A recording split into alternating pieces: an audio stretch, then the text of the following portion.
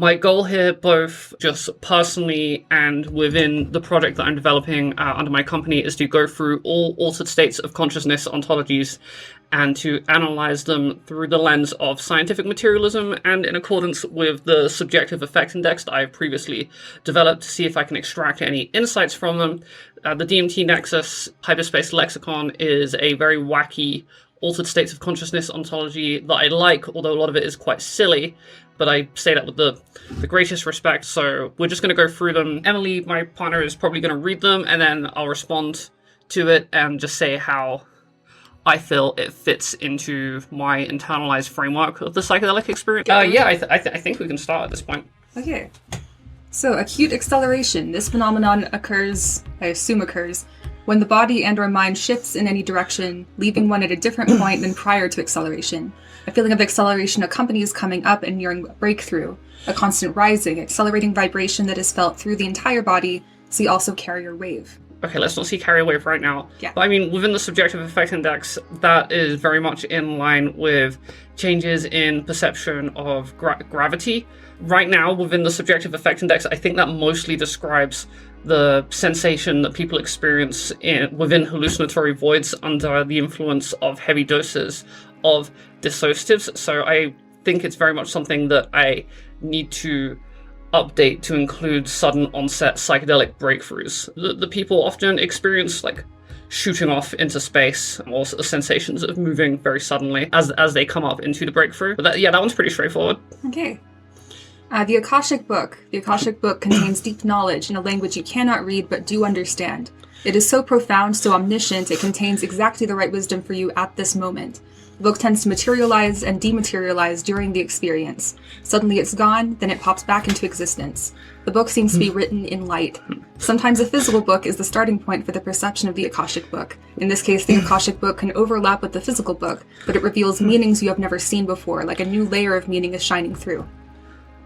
Okay, so as far as I'm aware, the Akashic Record, as I think it's usually referred to, is a concept within Theosophic religion, which I don't entirely understand, that asserts that there is a metaphysical plane that contains all knowledge and information within some sort of record. I think what's happening here is that concept is within general New Age culture, and people that are under the influence of heavy dosages of DMT are experiencing a hallucination of a book and undergoing something that is quite akin to a subjective effect within the SEI referred to as exposure to entirety of one's internally stored semantic concept network, where you basically experience every concept stored within your internal memory database simultaneously, often through the form of an innately readable vast network of geometric representations of specific interconnecting concepts. And often when people experience that, I've experienced it many times, you look at it and you think, whoa, that's everything. It's the entire universe, all knowledge within the universe. So I think that that effect is crossing over with the hallucinatory motif of a book that contains all knowledge, and with the new agey concept of the Akashic Record or the book just being out there in the public consciousness. I think that's how this specific subjective effect has come about. So it's like kind of a culturally driven psychedelic motif that people are more likely to, I guess that some people will hallucinate. Yeah. A cultural connection to it? Yeah, so I think it's a genuine neurological process of experiencing all knowledge or concepts within your internal memory database, combined with the obvious hallucinatory motif of that stemming from some kind of magical book, and then being inspired by the cultural concept of the Akashic Record, which is somewhat prevalent in New Agey philosophy. Cool. Okay, astral projection / travel. Mm-hmm. The experience of traveling to other places and people and meeting them during the experience on an astral plane. The physical or ethereal body stays behind. The astral body and consciousness travels. Often the people visited report meeting you in a dream or just having a strong impression of you being around. Even sexual encounters are possible, where both partners confirm the experience afterward. Mm-hmm. So astral projection in this case, I would say, is generally just an internal hallucination in which you are not exploring an entirely imagined space, but your internally stored map of the physical world of the world around you. So, for example, during astral projection, you could find yourself leaving your body and walking around your internally stored model of your bedroom, your house, the town around it, the region around it, and in terms of the part where people are saying sexual encounters between people that are confirmed afterwards are possible, I would say that is not possible, and I don't know who wrote that. Okay, so you've heard no first-hand accounts. So I've had friends that experience astral projection, as in being able to meditate and then suddenly find that they can walk around the room. Mm-hmm. And we actually did experiments with it to see if they could genuinely do it. And the way we did that was we would shuffle a deck of cards, put it high up on a shelf where they couldn't see it. Then they would meditate for a while, go and look at the deck of cards and see if afterwards they could tell me what the card was. They never could. If I remember correctly, my friend looked at the card expanded to encompass his entire visual field, and then he teleported into a completely different space. Okay, so he presumably hallucinated the card. Yeah, and we tried experiments like this many times, and it just never worked. Okay. Yeah. Bit of a letdown then. Okay, audio wind up / wind out. Near the end of an experience, as the entities leave your perceptual field, their communication changes from an understandable form, telepathic speech, into a winding up sound, similar to an audio delay being fed back into itself, and the rate increased until it becomes a buzz as it disappears. The sound is also highly resonant, i.e. chime or bell-like. Okay, so it's pretty much as the hallucinatory scenario is breaking down. It seems that there are just different aspects of the hallucination that can start to do interesting things as the hallucination breaks down. That can happen in terms of your vision or any of your senses, really, and I think that's pretty much just a manifestation of it. It's like the audio rendering just breaking down as the dosage of or the duration of the psychedelic wears off, I think. Is this anything in the SCI?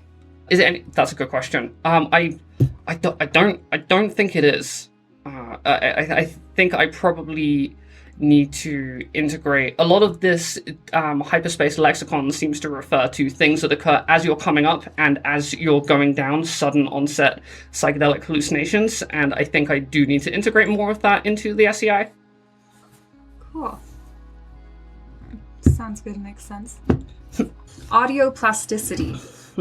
A synesthetic experience where sounds and words become entangled in the hallucination.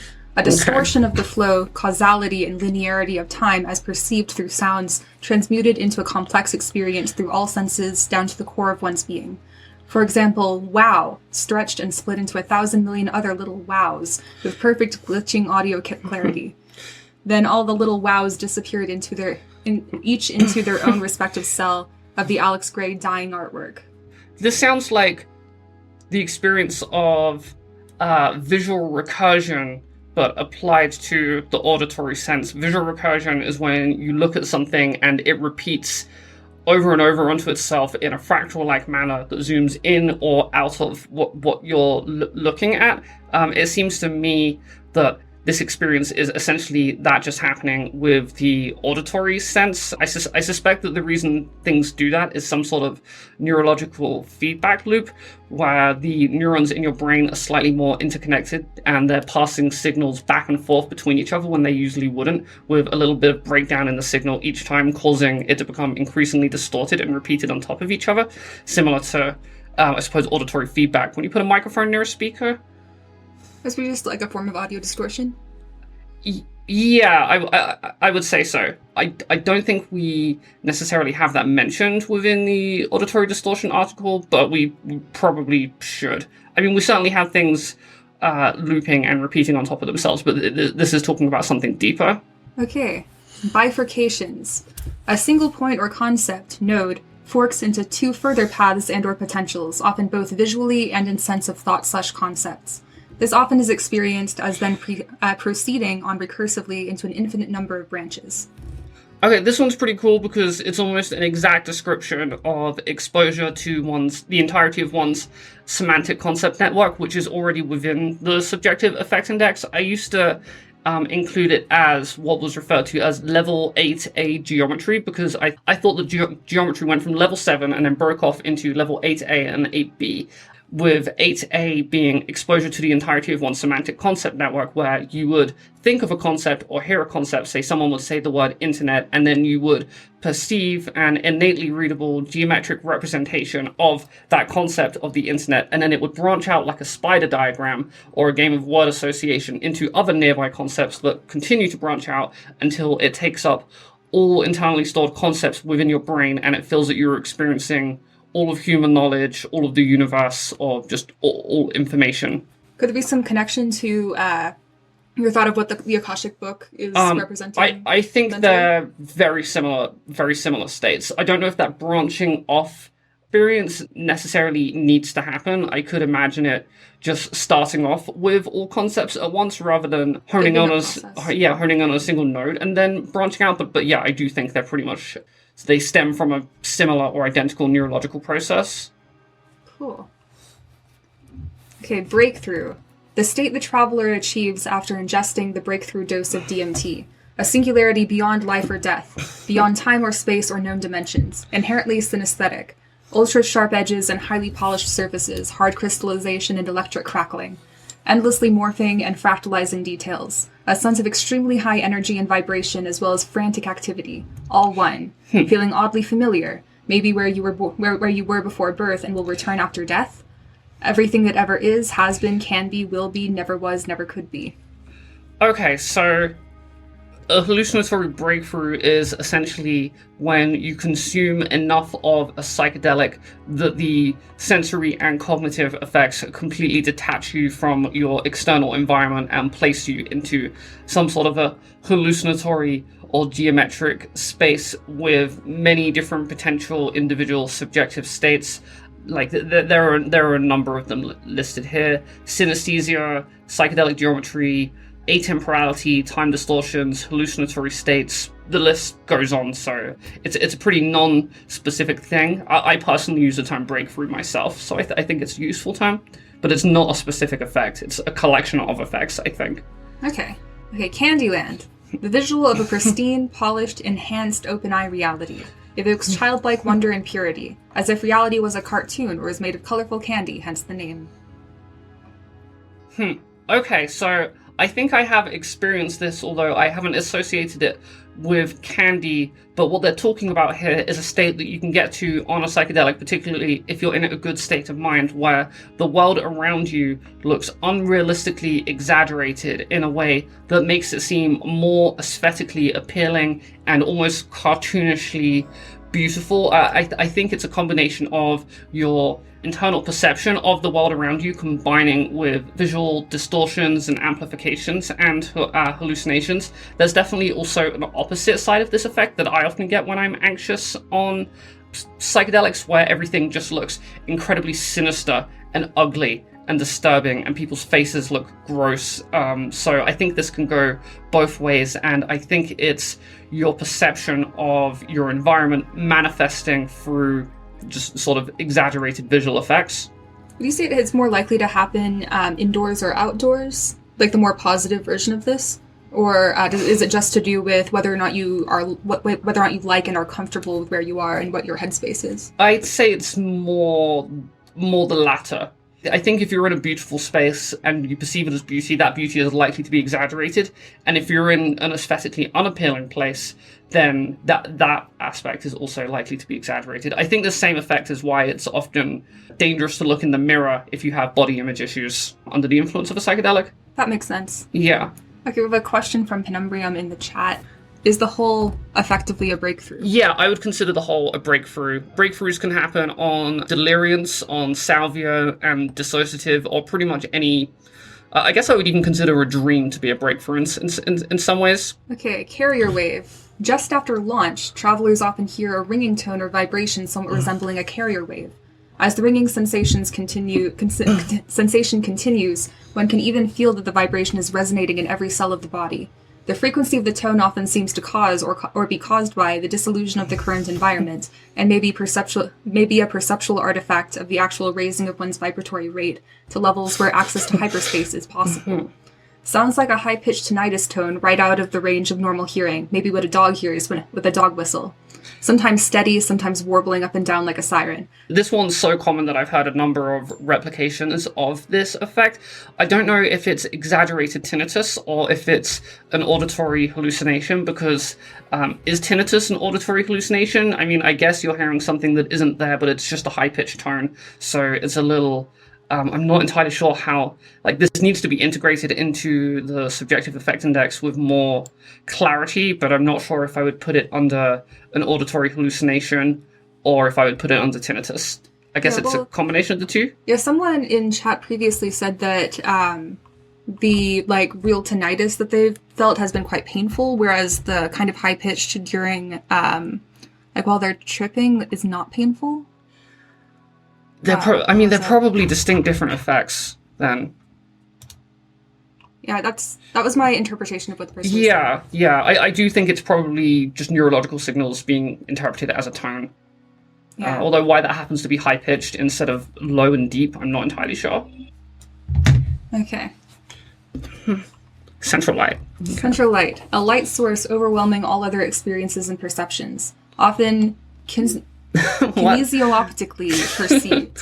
Intense like the sun and possesses an intelligence. The intensity of the experience is so extreme, letting all other experiences fade to the background, that the notion of a central light arises, as in central or primal to all experience or existence, a sort of ontological bottom centrum axis of hyperspace. The traveler might interpret the central light as Buddha, Christ, Krishna, or any other radiant and ultimate being in their religious paradigm. See also end of the line. Okay, so this is referring to the white light that people commonly experience during near-death experiences and within the context of hallucinogens, particularly on 5-MeO DMT, for reasons that I don't fully understand. I'm not sure if the two stem from the same neurological process, considering that the 5-MeO DMT state and being near death are actually very different in terms of brain activity, but I'm pretty sure that that's what this is referring to. I've wondered if the presence of a white light has something to do with the signal of psychedelic geometry or just visual signals in general being so bright that they become white. But it happens a lot on 5-MeO DMT, and 5-MeO DMT doesn't seem to produce much visuals in the first place, and yet it just goes straight to a white light. There's no intermediate stage. So I'm not entirely sure what the neurological process behind that is, but it's definitely a pretty consistent thing. I would really like to talk to someone who has been through both a near-death experience and a 5-MeO DMT experience to see if they think these two things are related. Lots of discussion about tinnitus. Yeah. I do not experience tinnitus, generally speaking. I do not either. Yeah. But I use high-fidelity earplugs when I'm in loud situations. Good call. Okay, closed-eye visuals, or CEV. Visual hallucinations that occur with eyes closed or in complete darkness. A very common experience on entheogenic journeys. See also OEV. I mean, this one's super straightforward. It's just a distinction between closed and open-eye visuals. Open-eye visuals tend to focus in on visual amplifications, such as color enhancement or acuity enhancement, and increased pareidolia, and also moderate geometry and visual distortions. But closed-eye visuals tend to focus on more intense visual geometry and often the presence of internal hallucinations.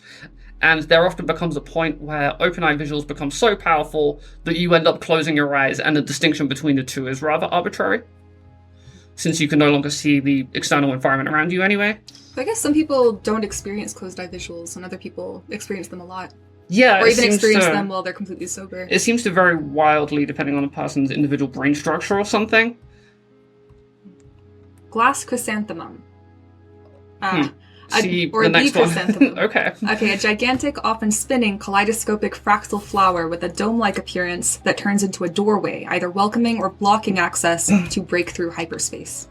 Yeah, the chrysanthemum was spoken about pretty consistently by Terence McKenna as something that occurs during the beginning of a DMT experience, which is definitely how it's originally ended up here. I'm not sure if it's just sort of entered the collective cultural consciousness through Terence McKenna, or if it was something that was definitely experienced by a lot of people beforehand. I could see it being a little bit of both, in all honesty, because it seems that as you enter a sudden onset psychedelic experience via DMT or some other equivalent substance, there are a number of creative ways in which the environment around you can begin to break down and then catapult you into a breakthrough. Another example I've seen of this is a rift occurring within the room and then opening up and then the person just shooting into it. It seems that there are a lot of different ways that it can manifest, and they get quite creative. Yeah, have you ever met someone, or have you personally experienced the chrysanthemum? I have never experienced a chrysanthemum. For me, my breakthroughs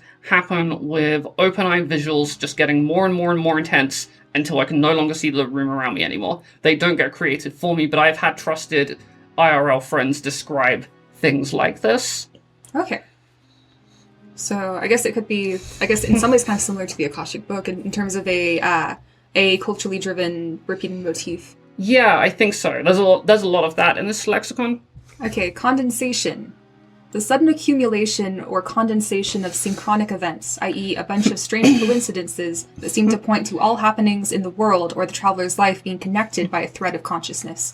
A disruption, distortion, ripple in the field statistic probability, where the organizing force of meaning overrules statistic probability and clusters a certain set of events into a synchronospheric condensation.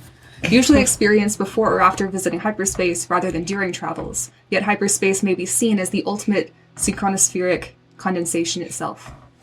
Okay, so synchronicity or feelings of synchronicity are not currently within the subjective affect index as it stands, but recently as I've been studying altered states of consciousness ontologies, I've been talking a lot to Andy Newberg, and he's developed a factor analysis driven typology of spiritual experience that seems to demonstrate that feelings of synchronicity are very commonly described during religious and mystical experiences. So it's something that I do think needs to be added into the SEI under cognitive transpersonal effects, but it's not currently in there. I think it may also be included in the MEQ 30 mystical experience questionnaire, but I might be misremembering that one.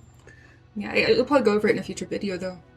Yeah, I think so. The MEQ 30? Yeah. Yeah, definitely. That's one of my favorites. Yeah. Cool. Okay, consensus reality. The everyday reality human beings inhabit in their waking state of consciousness. It's the reality we have consensus over, i.e. can easily come to agreements about such as the sky is blue, grass is green, we are hairless, tool-using apes, DMT is a hallucinogenic drug, etc. I like this term, but I tend to typically use the term waking everyday sobriety.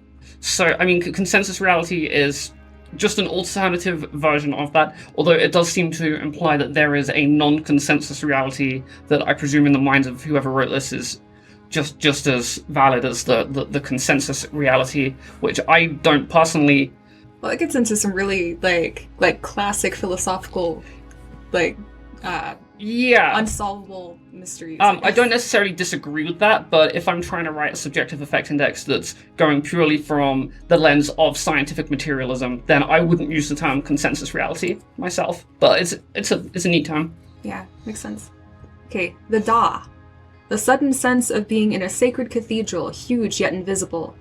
An aesthetic overlay, feels like a lot of holy reverb, sometimes like a hollow bamboo stick in a forest. Parts of it consist of fog in the morning, often a first sense of mystery, the place of Sajda. Okay, so this one's pretty vague and very metaphorical in its description, but what I think it's getting at, I could be wrong, is general feelings of sacredness being applied to the world around you, which is definitely a pretty intrinsic aspect of religious and mystical experiences. Is actually validated by the MEQ 30 and mentioned pretty in depth within that.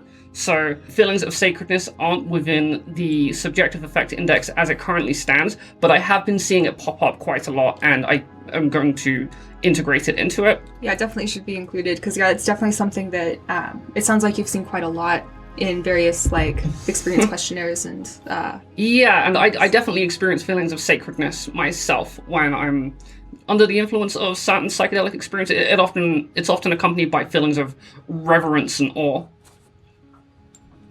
Yeah. Okay. Body deconstruction. When one's body seems to be dissolved and deconstructed into waves, particles, vibration, light. If the deconstruction is total, there's no sense of the body left, just the consciousness perceiving. So, this, I think, is pretty much just disconnecting from your body due to either no longer experiencing the external environment or having an out-of-body experience. I've noticed that within the DMT space, you typically don't have a body. Like, if you try and look down, there usually isn't a body there, but in comparison, in a dream, you do usually have a body. Like, you see your hands in front of your face when you're interacting with the environment around you. Me and my friends actually did some odd experiments where we smoked DMT and then we held Xbox 360 controllers to see if we could use the camera analog to try and move around in the psychedelic space, and weirdly enough, it worked, but only the right analog stick worked, not the left one. Wow. But there was no body if you looked down, so that was interesting. That's really cool. That's a really interesting experiment to do. Yeah, I think it would probably only work with the current generation that has They have these existing associations. Yeah, they have the muscle memory of first-person shooters stored deeply within their brain, so I don't think it would work for boomers, for example. Yeah, that makes sense. Yeah. Cool. I guess especially people who were using game controllers from early in life. Yeah. So it's just like integrated into their... For me personally, I often sometimes have dreams where I feel a separate pair of hands controlling me moving around, similar to a first-person shooter. Wow. But it worked for me and a friend of mine. It was a pretty small experiment, just us screwing around as teenagers. Yeah, it'd be like, I'm not sure if, there's reason enough to actually try to do a scientific study of that. But that would be interesting. Only the right analog stick worked, though, so the person was stuck in place, but you could tilt your head around a little more. Nice. Yeah. Cool. Okay, ego death. Okay, so ego death is a complete loss of subjective self-identity. In 2015, Nathaniel Dredd noted that there seem to be two different experiences that both come with the label ego death. Soft ego death seems to happen more frequently at lower doses, and it's a sense that while the experiencer is still having a first-hand experience of existing, all the mental associations they have about themselves, their name, history, self-concept, etc., have been shed, leaving some kind of pure self. That self, however, is still self-aware and still understands itself as something different from the outside world. Yeah, so soft ego death, within my understanding of ego death, we've broken it into 3 individual subcategories. There's absent selfhood, objectified selfhood, and expanded selfhood. This soft ego death seems to be referring to absent selfhood, where you simply lose a concept of your sense of self, what you are, what anything is, but you maintain an awareness of the world around you. You still have sensory input, so there's just the experience as it is and by itself, without the sensation of a self perceiving it, and I think that's what that is describing here. Well, it sounds like it's a pure self that is self-aware, but without like I guess other like labels of identity, I guess, or like self-conscious. Yeah, so when I think it's saying a pure self that is self-aware, I mean the language is a little hard to decipher in all honesty, but I think it's saying there's an awareness that's experiencing something, and there isn't like a feeling of ego attached to it. I could be wrong, but I that's how I'm interpreting that, at least. Yeah, that makes sense. I guess the wording is pretty ambiguous. Yeah, it's pretty ambiguous. Okay, hard ego death is something described at high doses, 3.5 grams of mushrooms, or very high doses of LSD, that gets described as a total breakdown of the boundaries between the self and the universe. The universe. It becomes impossible to distinguish where one ends and the universe begins. The internal monologue and subjective experience of being I ends. This seems closer to the transcendental states described by early mystics in their writings on religious experience, while soft ego death is more psychoanalytical or cognitive. Soft ego death occurs in all cases of hard ego death, but not vice versa.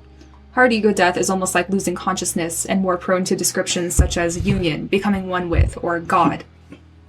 Okay, so this is describing, instead of absent selfhood, it's describing expanded selfhood which I would prefer not to classify that as ego death, because if anything, it's your sense of self being applied to more things rather than it being reduced. But within the common language, people do often refer to states of unity, oceanic boundlessness, and non-dualism as ego death. So I can't change that. So I have categorized it as a subtype of ego death, although I don't particularly like the wording for it. But this is definitely referring to experiences of unity and interconnectedness, which I recently did a video for on this channel. Okay. Dimensional elevator. Similar to a terrestrial elevator, this is a small space that travelers can find themselves in or purposefully use, which seems to rise at great speeds through a multitude of higher and extra-dimensional spaces. At various intervals, it opens up on a new vista or room where one can choose to get out and interact or stay in the elevator and continue to ascend. The feeling of rising is often accompanied by a rising carrier wave. So I don't think this is a distinct subjective effect, at least in terms of the elevator itself. What I think is happening here is somebody is moving between different hallucinatory spaces within a hallucination, and they are having their experience put that in the form of an elevator. So perhaps like the acceleration effect that we did first, that you described as like a gravity distortion or something, like the feeling of... That's probably playing into this, like going up and going down and then interpreting that as an elevator, and perhaps it's even going as far as them seeing being inside of an elevator. But I think someone has gone through multiple internal hallucinations within a DMT experience. It's manifested in the form of an elevator, and then they've written it down as if it's a distinct subjective effect that... So it's like the subconscious trying to organize these different, I guess, hallucinatory locations or something. Yeah, I think so. I think traveling between different hallucinatory spaces is a very common thing, and the way in which you move between those spaces could manifest in an infinite number of ways. And in this particular instance, it's manifested for someone as an elevator. Yes, this is one of those cultural motifs again. Yeah, I think so. Okay, end of the line.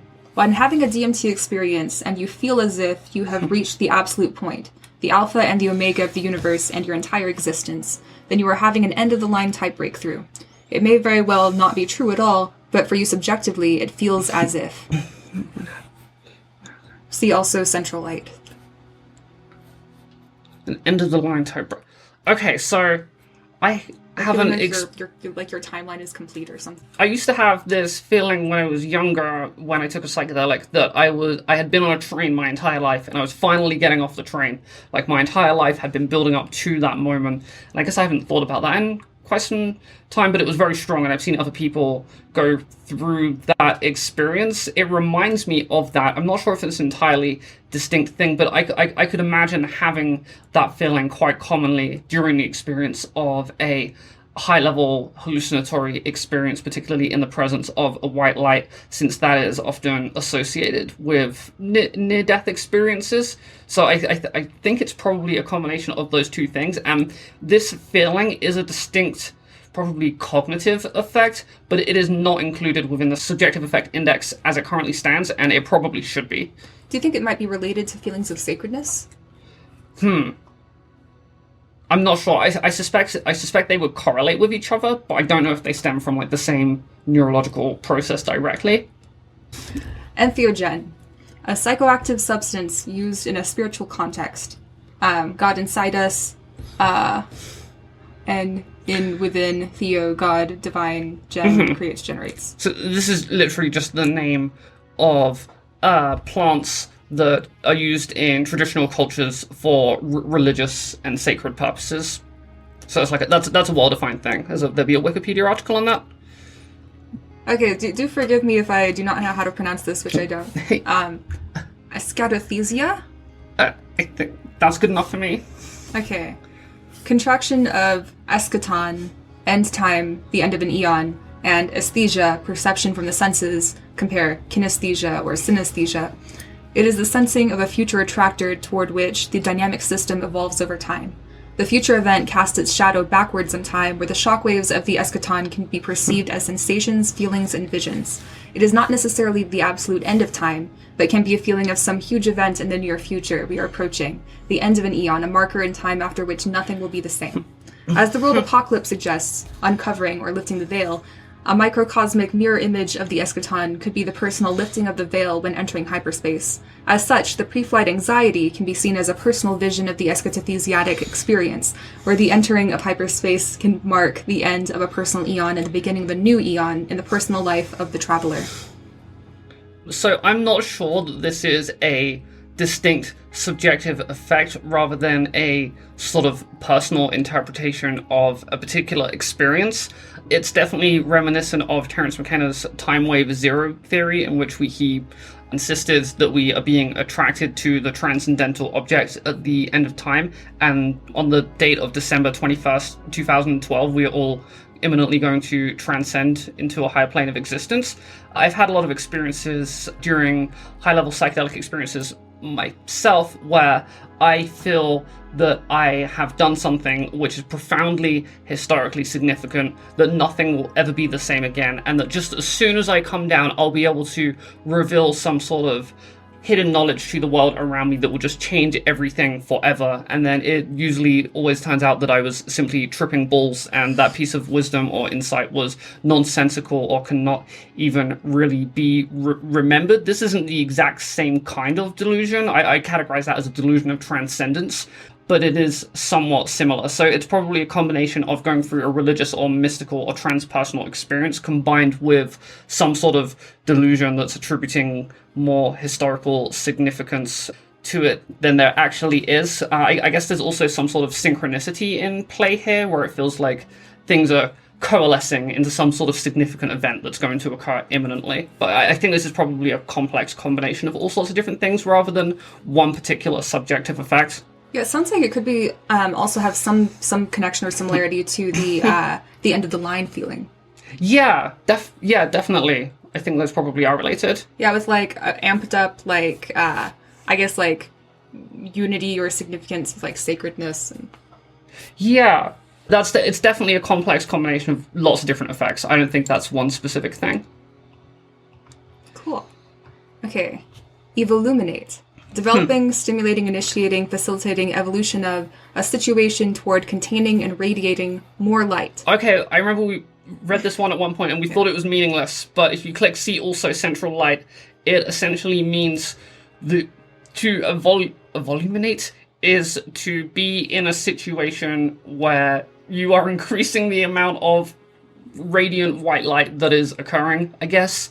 Yeah. It's not a particularly useful term, I don't think. Yeah, I guess evolve, kind of prefix here, maybe kind of implies that that's the where things are supposed to be going in terms of existence. So the white light is increasing in intensity either over many trips or during one trip, I guess it could apply to. I get the meaning of the word, but I don't think it's a particularly useful term, and it's more a description of something that a distinct subjective effect is doing rather than the actual effect itself. Makes sense. Yeah. Okay, exploring. This is a mindset characteristic of the minutes following the return from hyperspace, also described as a warped or more appreciative view of reality, as seeing even the most mundane surroundings as new and interesting. Symptoms include seeing sounds and hearing colors, sometimes an animistic sense of regular objects being imbued with life or spirit. Okay, so this is describing the moderate to heavy psychedelic headspace that one finds themselves in the moments after a breakthrough. So as you come up very suddenly, you find yourself separated from your body, but then as it wears off, there are several minutes where you are essentially in a space that is akin to several grams of mushrooms, not enough to put you through ego death or anything like that. And you're very much in the room around you, seeing complex visual distortions, visual amplifications, psychedelic geometry, all of that with a pretty typical psychedelic headspace. And I think that that's what this is referring to. It's the tail end of a DMT trip. Okay. Let's see, that's the end of the E's. Do you want to check out the chat and maybe respond to some people? Maybe. Let's see. Volume happens when you hit a resonant frequency and it builds. I guess that kind of sounds like it's kind of a visual light version of some of the high-pitched sound developing. Yeah, I could see that. And with all this synesthesia that happens, that could make a lot of sense as a as a complementary yeah. neurological thing. I guess there's I've noticed an auditory equivalent of visual geometry where it's like complex, structured sounds and tones, pops, whistles that seem to feel as if they correlate with some sort of neurological process, and they somehow feel akin to visual geometry. Maybe a white light is akin to tinnitus, where it's just a constant signal that's like one tone or one color. Cool. That's interesting. Yeah. Okay. Yeah, we can proceed. Okay, so fold DMT. Okay, DMT fold. The DMT fold is the perception of folding back into consensus space after a trip. May be seen as similar to two steps coming together. Perceived as more complex concepts or realities folding down into simpler, more normal, less infinite concepts and realities. The aspects of the previous, higher level not being describable by the lower level, except as metaphors. So, I think this is, it's essentially the trip unraveling. I think sometimes when people go into a trip, they can experience it through visual recursion, like things loop onto themselves in a fractal-like manner, and I suspect there's kind of reversing back out of that, but just as there are a lot of creative ways that you can find yourself going into DMT trip, there are also a lot of creative ways that you can find yourself exiting a DMT trip. For example, sometimes you'll often just straight up zoom out of the trip and the entities will be waving goodbye and telling you to come back soon. I think this is just another manifestation of that, but it seems to be reminiscent of visual recursion or the concept of recursion or fractalization implying being applied to the trip, but sort of in a reverse manner. They seem to be especially honing in on how when you get into more in the consensus space in terms of your mindset, it can be very difficult to describe what you had previously experienced from the consensus mind, I guess. Yeah, things are simplifying, I guess, in this, it seems. Yeah, that does seem like it has a lot of similarity to this exploring in progressive as well. stages. I'm pretty sure I experienced folding similar to this on Salvia. Like the space around me folding in interesting ways, but I don't think I've ever had it on DMT. Interesting. Yeah, and the folding is as I'm going into it, not out of it. So I'm not sure what's up with that. I'm not sure if they actually mean like as a visual thing, but just kind of the. I think the DMT fold is like where you are when you're in DMT, I guess. Yeah. Like into the fold of DMT. Mm-hmm. And then when you're stepping out of it, going through different stages of consciousness. And each different stage as you get out of it, as you change from one consciousness to another, the new consciousness that you're in is less able to understand the previous consciousness that you were in. Right. Okay, and they are interpreting it as distinct stages, I suppose. I guess so. Which I think is where the folding metaphor is coming from. I think so. And also, the Energence asks, is there a specific term for when you're under the influence of DMT and you experience a lack of all visual perception? That sounds like holing or breakthrough, possibly. Yeah, I mean, holes usually have... I mean, they would otherwise be empty, but they usually have hallucinatory structures within them, referring specifically to dissociative holes. There isn't a term for that within the subjective effect index, but maybe there should be if that's something you've experienced. It probably just seems like the opposite equivalent to a white light. I had a close friend who was a dude in his 70s who went through a near-death experience when he had a heart attack and he was resuscitated. And he described not a white light, but being in complete blackness, just vast blackness, while still being conscious. And he said in this blackness, he felt overwhelmed with feelings of peace and love. So maybe it can happen in different colors, I guess. Actually, Energence. Do you experience closed-eye visuals?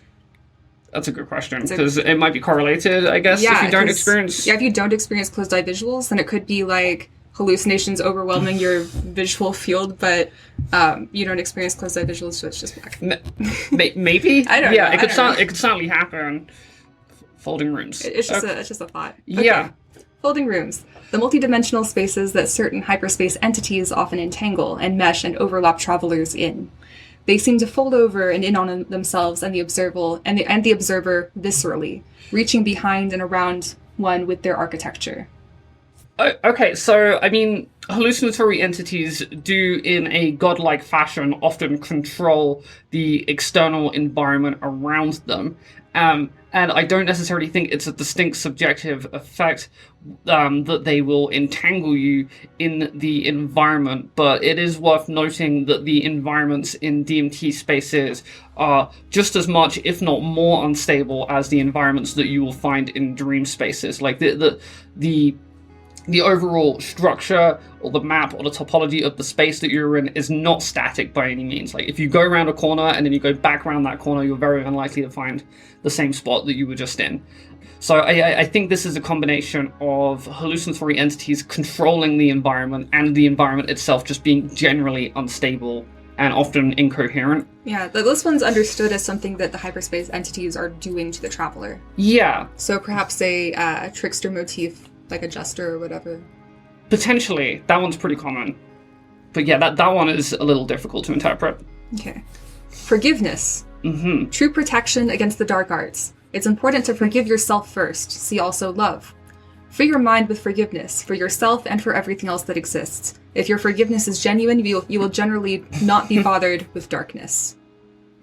Okay, so... That's a quote from Hyperspace Fool. Thank you, Hyperspace Fool. I think this is pretty much just referring to going into a hallucinatory space with a good mindset, and then at that point you would typically find yourself not being fucked with by entities to such an extreme extent, because if you go into the DMT space in a negative mindset, often you will be taunted and trolled relentlessly by entities, and I think that's what the dark arts refers to. Makes sense. Gift/presents. Sometimes the entities present gifts to the traveler. These gifts can be sculptures, orbs, Fabergé eggs from Mars, extraterrestrial notions, glyphs, and many other things. Their significance is often quite impossible to grasp. Yeah, so this was talked about a lot by Terence McKenna with the machine elves or jeweled self-dribbling basketballs that would present Fabergé eggs made of condensed living language that they would sing into existence or whatever, and it seems like it's pretty common for psychedelic entities to creatively interact with the person that finds themselves within their hallucinatory space in a number of ways. One of them is presenting gifts or showing off their abilities, and that is a very common hallucinatory motif that is referenced within the Autonomous Entity article on the Subjective Effect Index. Okay. Godsmack. A surprisingly strong dose of DMT solely from leftovers in a thickly resonated pipe. Some of the unusual effects may be due to DMT and oxide, or jungle spice built up in the bowl, resulting in a feeling as if God has reached down from the heavens and bitch-smacked the bejesus out of you. Word coined by Coalescent Divide. Thank you, Coalescent Divide. Okay, so this is... I mean, it's pretty much what it says. Yeah, it's pretty self-explanatory. There's a little bit of extra DMT in the pipe, you smoke it, suddenly you get a really big hit. I mean, this has happened to me on weed plenty of times as well, and you suddenly get very high, higher than you necessarily expected or planned to, and the metaphor is that you're being bitch slapped by God, which is a good metaphor. I like that a lot, but I would not include this within the Subjective Effect Index. Fair enough. Okay, hyperreal. Overcoming reality. A hallucinatory experience accompanied by the unquestionable subjective certainty that it is real, and probably far more real than the traveler's entire life up to this point in consensus reality. Okay, this is not included within the Subjective Effect Index as it currently stands, but it's something I've been reading a lot about when studying mystical and transpersonal experiences recently, particularly within the MEQ30, the scientifically validated psychometric tool for measuring mystical experiences. It has a subfactor referred to as noesis, and one of the subcomponents of that subfactor is noetic realness, and it's just a sense that what you experience is the undeniable truth or ultimate reality of existence, even if you can't necessarily understand it. And it's something that I've experienced many times, especially when going through states of unity and interconnectedness. So often when people experience a DMT hallucination, they will have a sense of noetic realness, it's referred to within the MEQ30. They will feel that this is a real thing, it exists, it's undeniable, and that's like a very distinct sensation. Even if you can argue against it with logic, they may even feel that this experience was more realistic than anything they've ever experienced in their waking life. Yeah, and I'm pretty sure that's what that's referring to. Which I guess we kind of get to some of those like philosophical ideas of like, in terms of like, is everyone experiencing the same reality in a even similar ways? Like, you know, something that we can never really know. Yeah. Like, it seems like probably from what we are able to find, but yeah. I mean, you have a sensation that it's very real, and I think with things like transpersonal states and the philosophical implications that they give, you can argue whether or not that is the true state of things by talking about it through reason and philosophy. Like, that's a debate that you can have when it comes to whether or not these entities that you experienced are real. I think it does start getting into pseudoscience a little more, but that's just me coming at this from the perspective of scientific materialism. Okay, Mike A says that they have experienced a hallucinatory space where the environment itself felt like an entity. I thought that was interesting.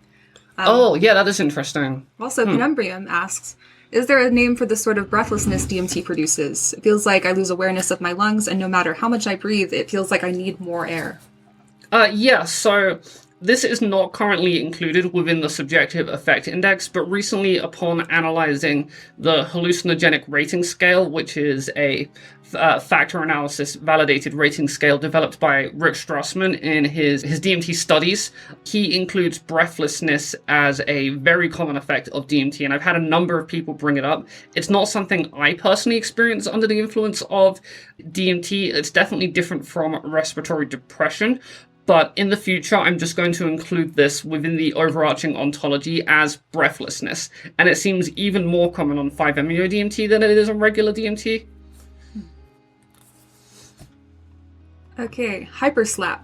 The often traumatic and extremely dark trip that one can receive seemingly as punishment for some transgression on the part of the psychonaut. Often it is due to repeatedly blasting off when one has not processed or integrated the previous lessons, or desperately trying to get past a shutout by raising the dosage to extreme levels. Generally, a hyperslap is not a single slap, but a full-on beatdown, one that is designed to teach you a lesson in respect. Yeah, so if you trip when you're not supposed to trip, or you don't respect the experience, often people will find that the trip itself will straight up just punish them for it. Sometimes it will give them a bad experience, a really anxious experience. Sometimes it will literally tell them, you are tripping too much, and that is why I am punishing you for it. Like, there'll actually be a voice or an entity or something telling you that, or sometimes you will just feel it and know that that's why it's happening. And I'm pretty sure that that's what this hyper slap is referring to. That's not included within the subjective affect index as its own unique effect, but maybe it should be. Definitely it's not called a hyper slap, but yeah, you often get what you need during a psychedelic experience, and sometimes what you need is to be told off. Hyperspace. The place you go to after breakthrough can be any place and time imaginable, where the impossible can easily happen. Extreme geometric explosions of color, sound, emotions, information, and also the feeling of it being hyper-real.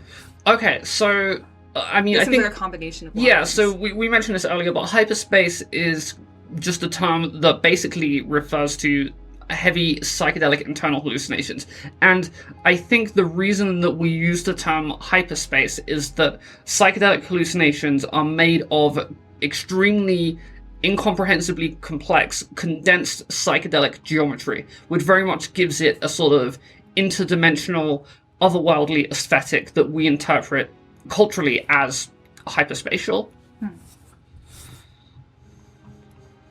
Okay, in between. The world where you arrive before you break into hyperspace. It is a world where you are on your own, already left this plane, but not yet reached the other. One can be confronted with a heightened awareness of the tensions present in the body, or with daily problems one struggles with. Accepting these experiences and using them literally as a portal to hyperspace can help the traveler achieve breakthrough.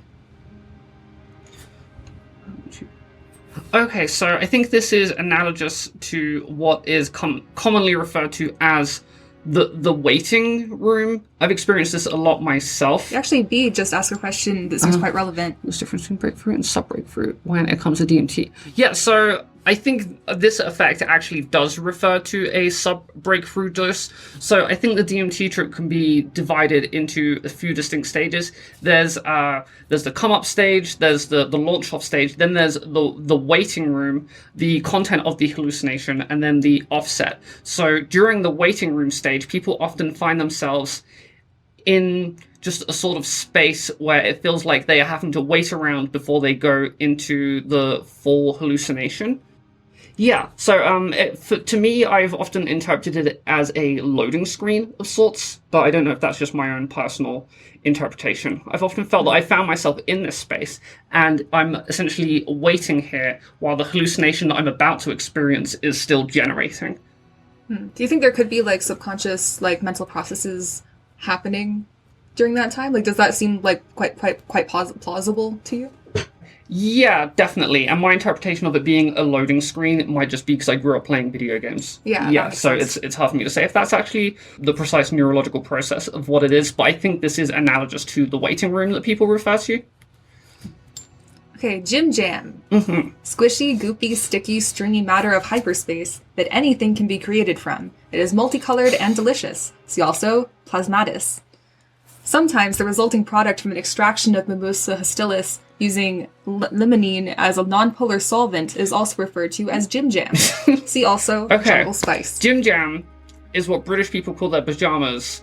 But I think in this context, it's basically just referring to the way in which the contents or the structure of a hallucinatory space are often made of condensed psychedelic geometry, in this particular case being interpreted as squishy and goopy, because geometry often doesn't look solid. It can be very fluid, flowing into itself. As for the delicious part, I have never tasted geometry, but I would interpret that as a form of synesthesia, I think. And the multicolored part is just geometry is often brightly colored. So it's like beautiful and tastes good as a synesthetic. Yeah, I would like to taste geometry, but I never have. Aw.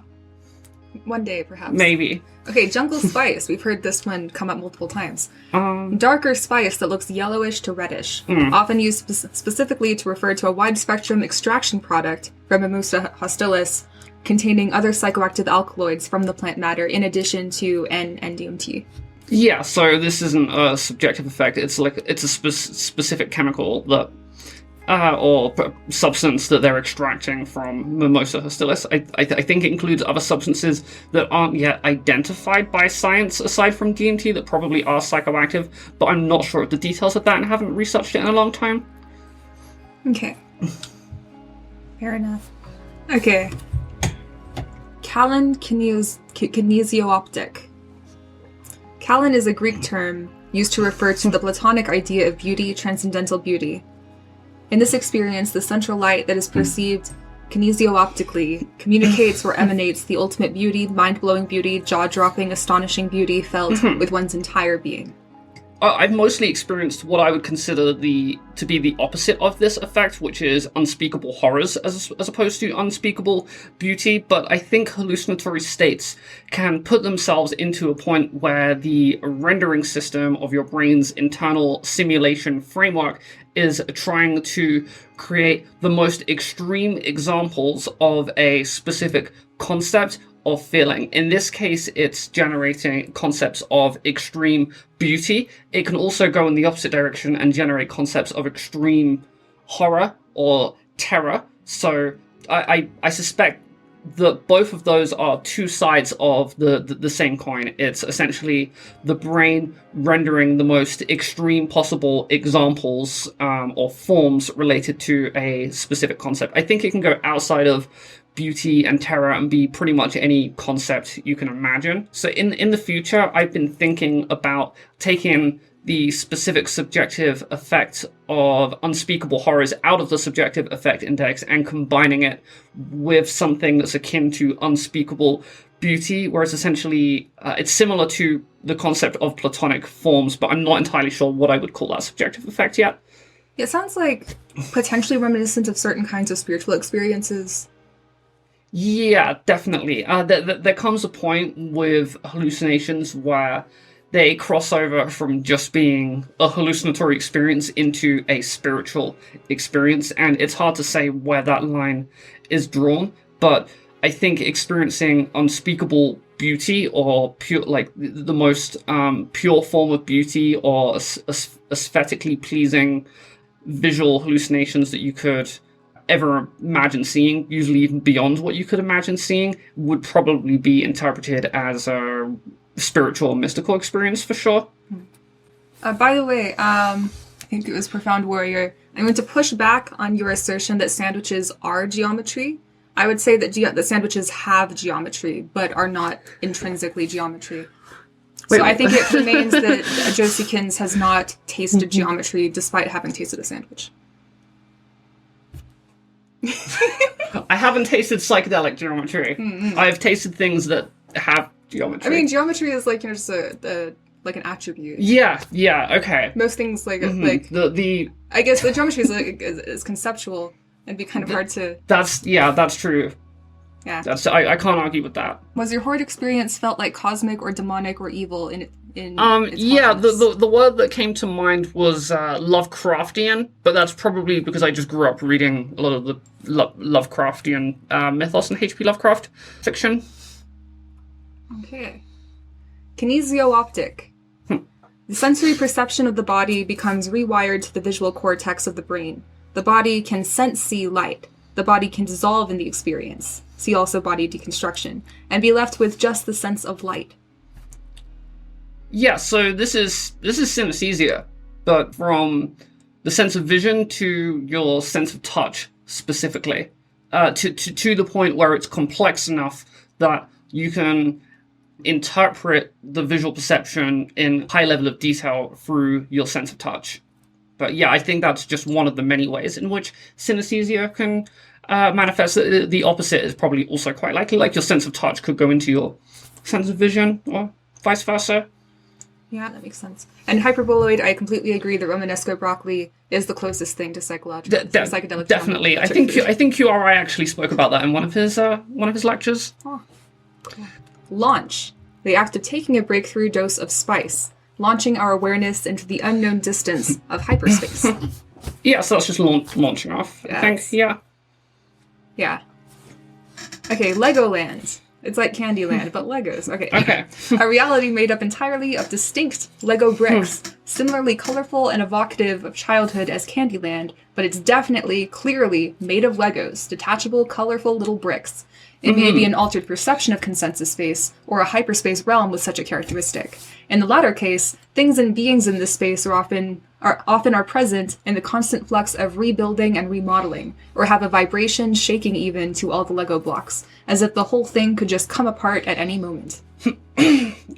So I think this is pretty much just a hallucination that someone probably had rather than a universal experience. I do think it's worth noting that seeing things comprised of blocks and Legos is very common under the influence of salvia.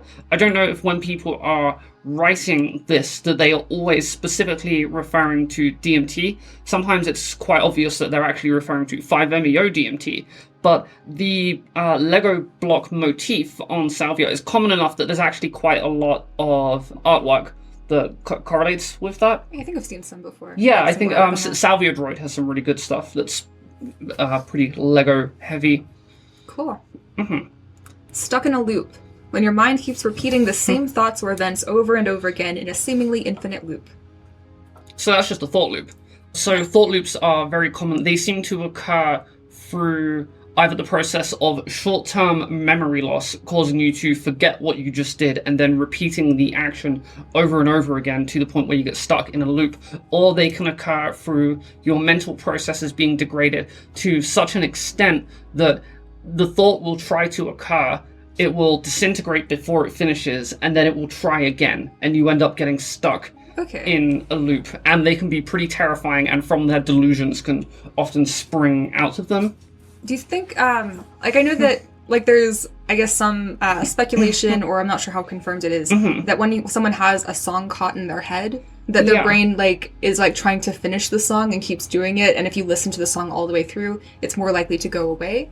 Do you think there might be a similar, but definitely with differences, cognitive thing happening there? Yeah, I could see that. I've never really thought about that before. But if your brain is trying to do something, it has a mission, that's stored, but every time it tries to do it, the process breaks down before it can finish. It may get to a point where it's autonomously just trying over and over and over again, to the point where you're getting stuck in a loop. Yeah, I've even before had a person that was stuck in thought loops. They were getting terrified. So I wrote on a piece of paper something along the lines of, you are tripping on LSD, your short-term memory is non-existent, you are currently experiencing thought loops, read this piece of paper again. And they get to the bottom and be like, what? And then they read the top, and then they'd get stuck, and it actually anchored them and stopped them from spiraling off into delusions, because they were really freaking out before I managed to do that for them.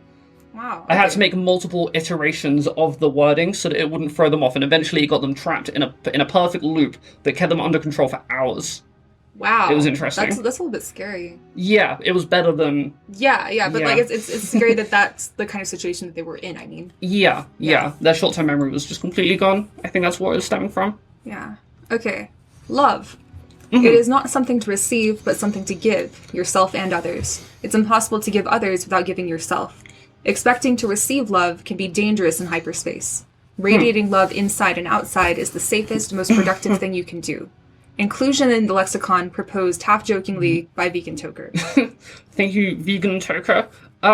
Yeah, so I mean, obviously, love is just a human emotion that's difficult to define, but everyone kind of instinctively has a general idea of what it is. It's probably worth noting here that love is not included within the subjective affect index as it currently stands, except in feelings of increased empathy, sociability, and love, which specifically refers to the entactogenic state, and in its current state, in my opinion, needs to be drastically expanded to include a more nuanced categorization of the entactogenic mind state. In the future versions of the subjective affect index, I am going to include an ontology of emotion classification that will include love, based on some of the research by John Ekman, who is the leading researcher in emotion classification, but right now it's not within the SEI, and most emotions aren't in the first place.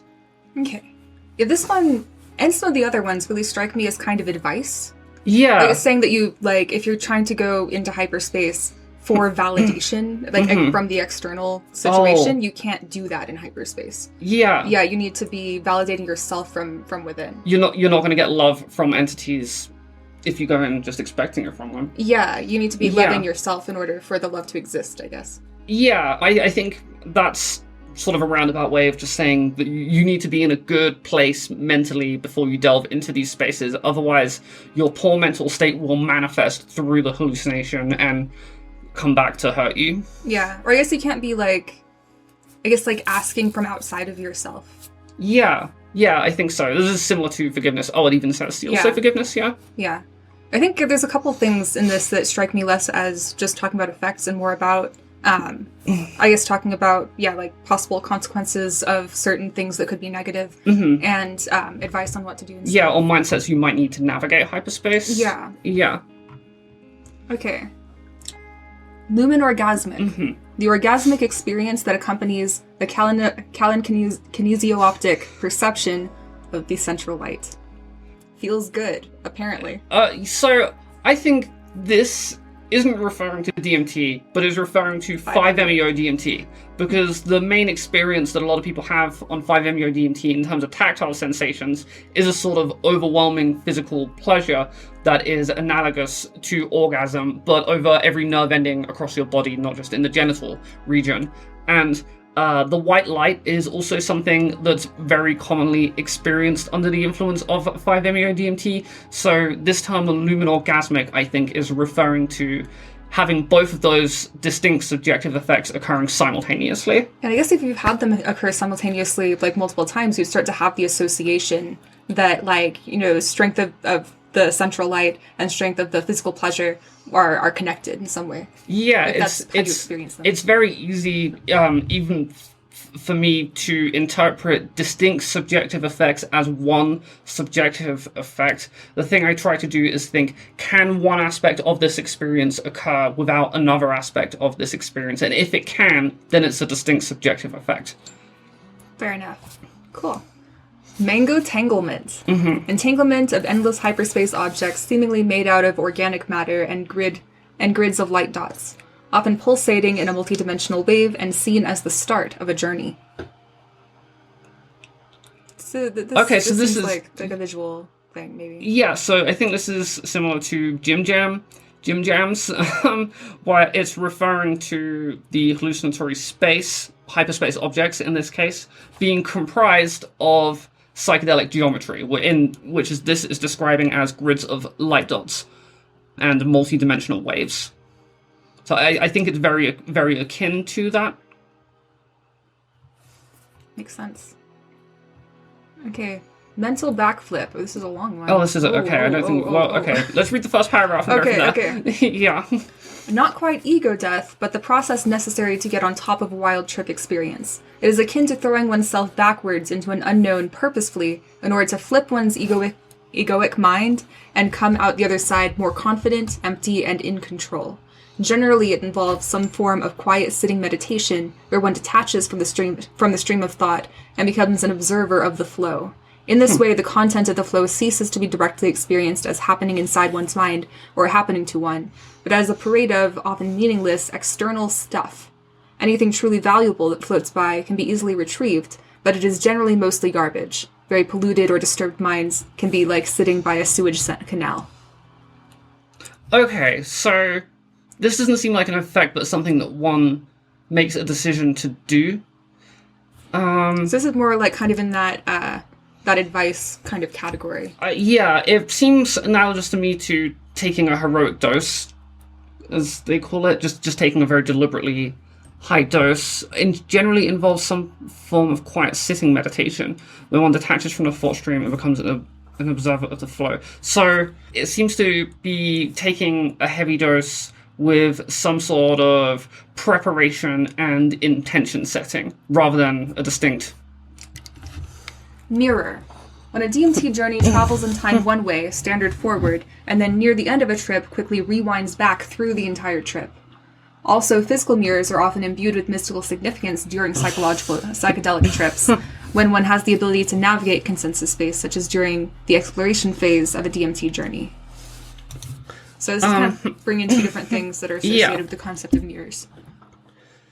Yeah, so I think this is another example of a creative breakthrough offset, as opposed to a creative breakthrough onset, of which there seems to be many descriptions of different examples of. I do think I need to probably include those as two specific subjective effects within the subjective effect index, although they're not included currently. It may also have something to do with... There's a time distortion effect called time reversal, where you experience something and then you go backwards through that experience until you end up at your starting point. I think it's some sort of glitch in memory processing, but I don't know if that's specifically happening here. I've definitely heard a lot of descriptions from friends of just zooming out backwards through the trip without the hallucination necessarily rewinding, but I could absolutely see that happening. Do you think that would be accompanied with that same kind of gravity distortion feeling as well? Yes, there's often... So if it felt like you were moving physically into the trip, like going forward, then when you go backward, it's usually accompanied by the opposite equivalent. Yeah. Cool. Let's see, I think I had... And then this is also talking about, like, mystical significance of actually looking at mirrors, I would guess, when you're not broken through, when you're able to navigate the consensus space. Oh, so there's two different... Yeah, there's two different things. Like, right. I think these two are quite distinct. Okay. Right. So... I mean, when you're under the influence of a psychedelic, it's often very common to interpret more personal meaning and aesthetic appreciation to everyday objects, particularly through the experience of novelty enhancement. And I think the latter end of, or the latter paragraph of this effect is essentially referring to that with mirrors specifically. I've definitely smoked DMT in front of a mirror before and found it to be pretty profound. Wow. Okay, open eye visuals. Visual hallucinations that occur when one's eyes are open under normal light. Maybe alterations of consensus reality objects like the static pattern overlay, or entirely new shapes and patterns emerging from thin air or one's field of vision. The abundance of open eye visuals is often indicative of a particularly strong trip on orally administered entheogens. On smoked spice, open eye visuals are almost always present. See also closed eye visuals. Yeah, so I mean, that's just with open eye visuals, you'll experience more visual amplifications, visual distortions, and open eye geometry sprawling over surfaces, walls, and there's sort of an oily sheen overlaid on your visual, or even just floating in the air. But with closed eye visuals, they'll tend to be more of a focus on hallucinatory states and more brightly lit visual geometry, since they're not having to be transparently overlaid onto the world around you. But yeah, open eye and closed eye visuals are a really common term. They're not distinct subjective effects, but they do have different effect correlations depending on which state you're in. Being in a dark room also induces the same effects that closed eye visuals would affect, and vice versa. Cool. Okay. Ontoseismic. When entering hyperspace for the first time or entering deeper levels of hyperspace for the first time, there can be a psychedelic shock. The paradigms and worldview of the individual is shattered, as they obviously no longer work in these realms, and the individual traveler is left with empty hands staring at the fragments of what he formerly knew as truth. This experience can, in the first moments, be seemingly traumatic because of the inability of the traveler to process his experience, leading to the feeling of being absolutely overwhelmed. Yet, when the traveler can reach a certain inner concentration, a firmness, while being and experiencing these newer and deeper levels of truth, the psychedelic shock turns out to be utterly freeing. The paradox is that the experience has the disturbing effect of a trauma, yet the cause of the trauma is a platonic experience of total truth, beauty, and love. I'm gonna go ahead and pause there. Or do you want me to try go ahead? No, we can stop there. So Terence McKenna talked about this a lot. I think he called it death by astonishment, where you go into the DMT space and it's so beyond anything that you ever could have imagined that it's completely overwhelming. And often entities in his lectures would be saying things like, do not give in to astonishment, try and stay calm so we can show you what we need to show you. And I think that's pretty much just referring to that. If somebody is not used to a psychedelic experience and you throw them into hyperspace, they will almost definitely be overwhelmed. Sometimes in a good way, sometimes in a bad way. It can be traumatic for some people. I definitely have a few friends that have had traumatic DMT trips that were just so far outside of their paradigm of reality that it gave them PTSD. The smallest unit of time that can be mathematically described. When you feel time compressing into smaller and smaller units, you're approaching Planck time. When you reach it, you experience time stopping or being ejected from time itself. So I guess this is like an extreme form of time distortion. Yeah, this one's interesting because the latter half, when you experience time stopping or being ejected from time itself, is not only documented within the subjective effect index, but is talked about quite extensively within the MEQ30 and referred to as atemporality, feeling that you have entered a state of eternity where time does not exist, begins to lose all meaning, and yeah, it's referred to as atemporality, and it's definitely a pretty consistent experience of time distortion that's profound enough that I would classify it as a transpersonal or mystical experience. What's not included within the subjective effect index, though, is the way in which time is compressing into smaller and smaller units of time as you begin to approach the state of atemporality. And I think I would probably like to include that as just a short sentence mentioning that that's one potential way that you can enter. Yeah. That seems like in some, like, kind of reminiscent of some of the other things where, like the elevator, for example, like as a way for people to organize or label the mental process that's happening. Yeah, I think this one is a little less culturally driven, though. It seems like an intermediate between normal sense of time and complete lack of a sense of time. Okay. Cool. Well, I guess, like, is time being in units at all, is that cultural? I I do not have the expertise to comment on that. Okay. Colors are cultural. Are cultural. Yeah, is time cultural? I imagine probably to some extent, but not completely. Makes sense. Okay, plasmatis.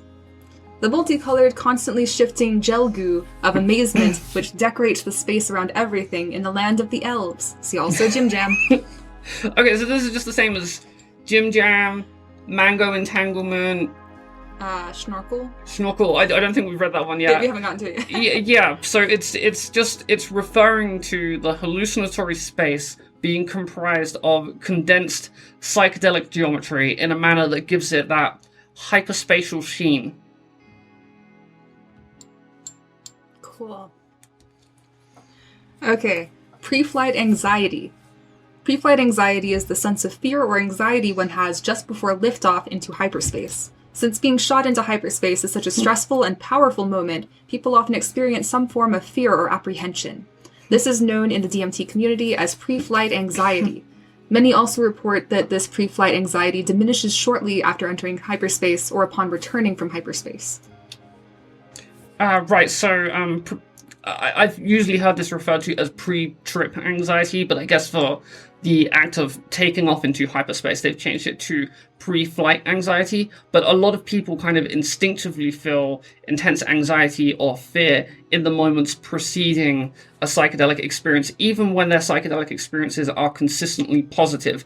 And it often seems to wear off as the peak hits, along with the other negative side effects that wear off during that stage of the trip, such as nausea or general physical discomfort. I think it's a combination of a psychological thing, but also some sort of just physiological response. But I do have a thought about this. Yeah. So I know that one of the, or to my knowledge, one of the most validated personality attributes that varies among people, humans, is the idea of openness to new experience or closedness to new experience. Do you think that people that are very high on openness to new experience would be less likely to experience pre-flight anxiety than those who are closed to, as a personality trait?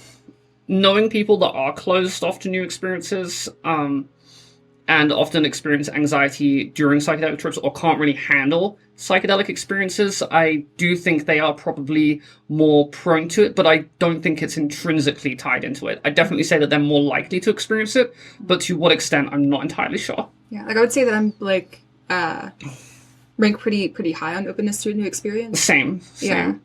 So, do you experience that? Pre-flight anxiety? Yeah. I'm sure you do.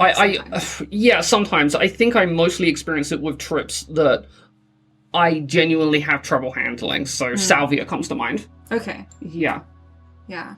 But less so with most traditional psychedelics, since I seem to handle those a lot better. Yeah. Do you have you had that more with substances the first time you've experienced them, or is it more something where you already know that it's something that's more difficult for you and then you therefore experience the anxiety? For me, it's when I know it's going to be difficult because I already have a lot of experience with it. So that kind of backs up the idea that it could have some kind of connection to that personality trait, because it's not the new experience that you're concerned about. It's not the newness is not the point of anxiety. It's the awareness that it's going to be a certain way. Yeah, the awareness that it's going to be fucking intense and disorientating, definitely. Yeah. Yeah, and then just having the association. Psychonaut, an explorer of altered states of consciousness, especially through the use of entheogens. See also Traveler. Yeah, that one's pretty straightforward. Yeah. So, anyone who's interested in exploring altered states of consciousness and actively sets out to do so. Okay.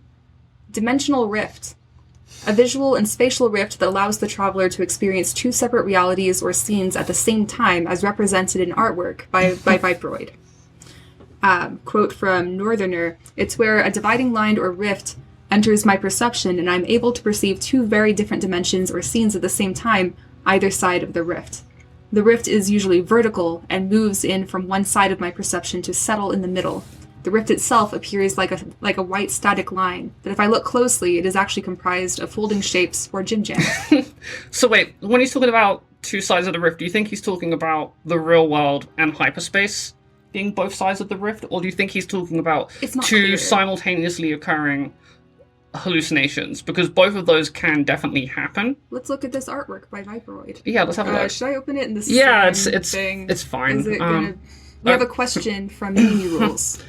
Can you describe more what you mean about the levels of geometry? Yeah, so if you go onto effectindex.com and click geometry under visual effects within the subjective effect index, I've broken psychedelic geometry down into 7 distinct levels of intensity, from least intense to most intense, with each state becoming increasingly complex, starting with just vague visual noise all the way up to the point where you cannot even see the physical environment around you because the geometry has become so overwhelmingly complex and intense that it has blocked out your sight of the external environment. Schnorkel. So noun, both singular and plural, yes, as well as verschnorkelt, adjective, and schnorkel, verb. The various spirals, ornamentations, and filigree which decorate hyperspatial areas. Objects, doorways, balustrades, textiles, and, well, everything that can be decorated. They are generally not static, but rather being designed and redesigned in real time by travelers and denizens of the hyperspace or by themselves. Okay, so this is the same as Jim Jam, Mango Entanglement. What was the other one? Schnorkel. No, there was another. It was like something. I forget which one. Yeah. Okay. So there seem to be 4 of these at least within the Hyperspace Lexicon that are all different words that describe basically the same thing, which is that hyperspace or hallucinatory spaces are comprised of condensed, complicated psychedelic geometry. So ornamentations and filigree, which decorate spatial areas, they are generally not static, but rather being designed and redesigned in real time by travelers, the denizens of hyperspace, or by themselves. Yeah, it's just describing the environment around you being made of very complex geometric forms that are not static, that are very colorful, that are constantly changing. Often as embedded within even the architecture of, say, a hallucinatory building. Cool. I guess like these different things that seem to be basically the same kind of thing. Yeah. Or did they seem to just be different presentations of the same, more or less the same cognitive process? Yeah, I think so. For example, Jim Jam seems to be referring to condensed psychedelic geometry that appears to be more fluid in nature, and Schnorkel seems to be referring to condensed psychedelic geometry that is specifically exaggerating the complexity and beauty of an architectural space or hallucination. Yeah. Perhaps it's just a fine film of Jim Jam coding other things. So yeah, I maybe no. I think it's made of Jim Jam, all the way down. And I guess even though all these separate terms are kind of silly, they are good representation or evidence that there is a consistent experience of these hallucinatory spaces being made out of psychedelic geometry. Cool. Okay, shadow exaggeration. When shadows exaggerate their size. Okay, so that would just be like visual drifting applied to shadows, I think. When they exaggerate their sizes, so, I mean, it could also be perspective distortions. I know shadow people are an incredibly common hallucinatory motif, but when shadows exaggerate their size, I think that is visual distortions being applied to shadows and not a specific subjective effects, because those visual distortions could be applied to anything. But in this particular instance, they are being applied to shadows. Yeah, I guess that there's some like associations that people have with shadows growing. Like that's, you know, when the sun is setting, then shadows grow. And so there could be some kind of like interesting like connection to like concepts of time passing. That's a really good point. So often when you have visual drifting or a visual distortion, it will activate the thing you're looking at in a way that kind of animates it in a way that you might expect. So, for example, on a very still day, you might look at a tree and the leaves will look like they're blowing in the wind, but they're actually just drifting. And in this particular instance, that could be the equivalent, but for shadows changing as the sun moves across the sky. Cool. Shutout. That occasional experience where hyperspace simply will not open for you. Even at fairly high doses and properly administered, sometimes you just aren't let into the club by the bouncers. Don't push if this happens, as it's likely to lead to a hyperslap. Yeah, so often people will find that they get to what I call the waiting room stage of the experience, and they cannot get past that. Sometimes they will feel that they're not allowed past it for some reason. Sometimes the trip will literally just straight up tell them, you are not allowed past it for this reason. You're not ready. You've been tripping too much recently. You don't deserve to get in. You're not worthy. Something like that. And that's something that McKenna, described that, you shouldn't, push it, right? I think I remember hearing some that mentioned before. If you knock and it's, whatever, then, respect it. Oh. I could be wrong. Wait, are you referring to if you get the message, hang up the phone kind of situation? Something like that. Yeah, that was Alan Watts. Oh, but okay. Yeah, I think it is pretty similar, because sometimes when you've been tripping too much, that can be the justification as to why you were not allowed into hyperspace. But yeah, getting trapped at the waiting room stage and not being allowed past it is pretty common. It can also just be a matter of dosage. Sometimes you get to the waiting room stage and it's very distinct and you're overwhelmed with intense visual hallucinations and stuff in this waiting room, but you feel that you just haven't taken quite enough to get past that stage. So that might be something where, per the chat, you'd turn to some nitrous or whatever. Yeah, potentially. That would certainly help. Yeah, but do you think nitrous would be likely to cause a hyperslap? No, I think nitrous has anti-anxiety properties, so I think it would actually reduce the chances of a hyperslap. Oh, smoke is apparently a different thing. Something says about smoking spice, and I took it as a typo, but apparently I stand corrected. Smoke. Okay, this reminds me of how people on 4chan used to spell more as M-O-A-R. Yeah, or sauce. Yeah, I think that's like a DMT Nexus equivalent. Cool.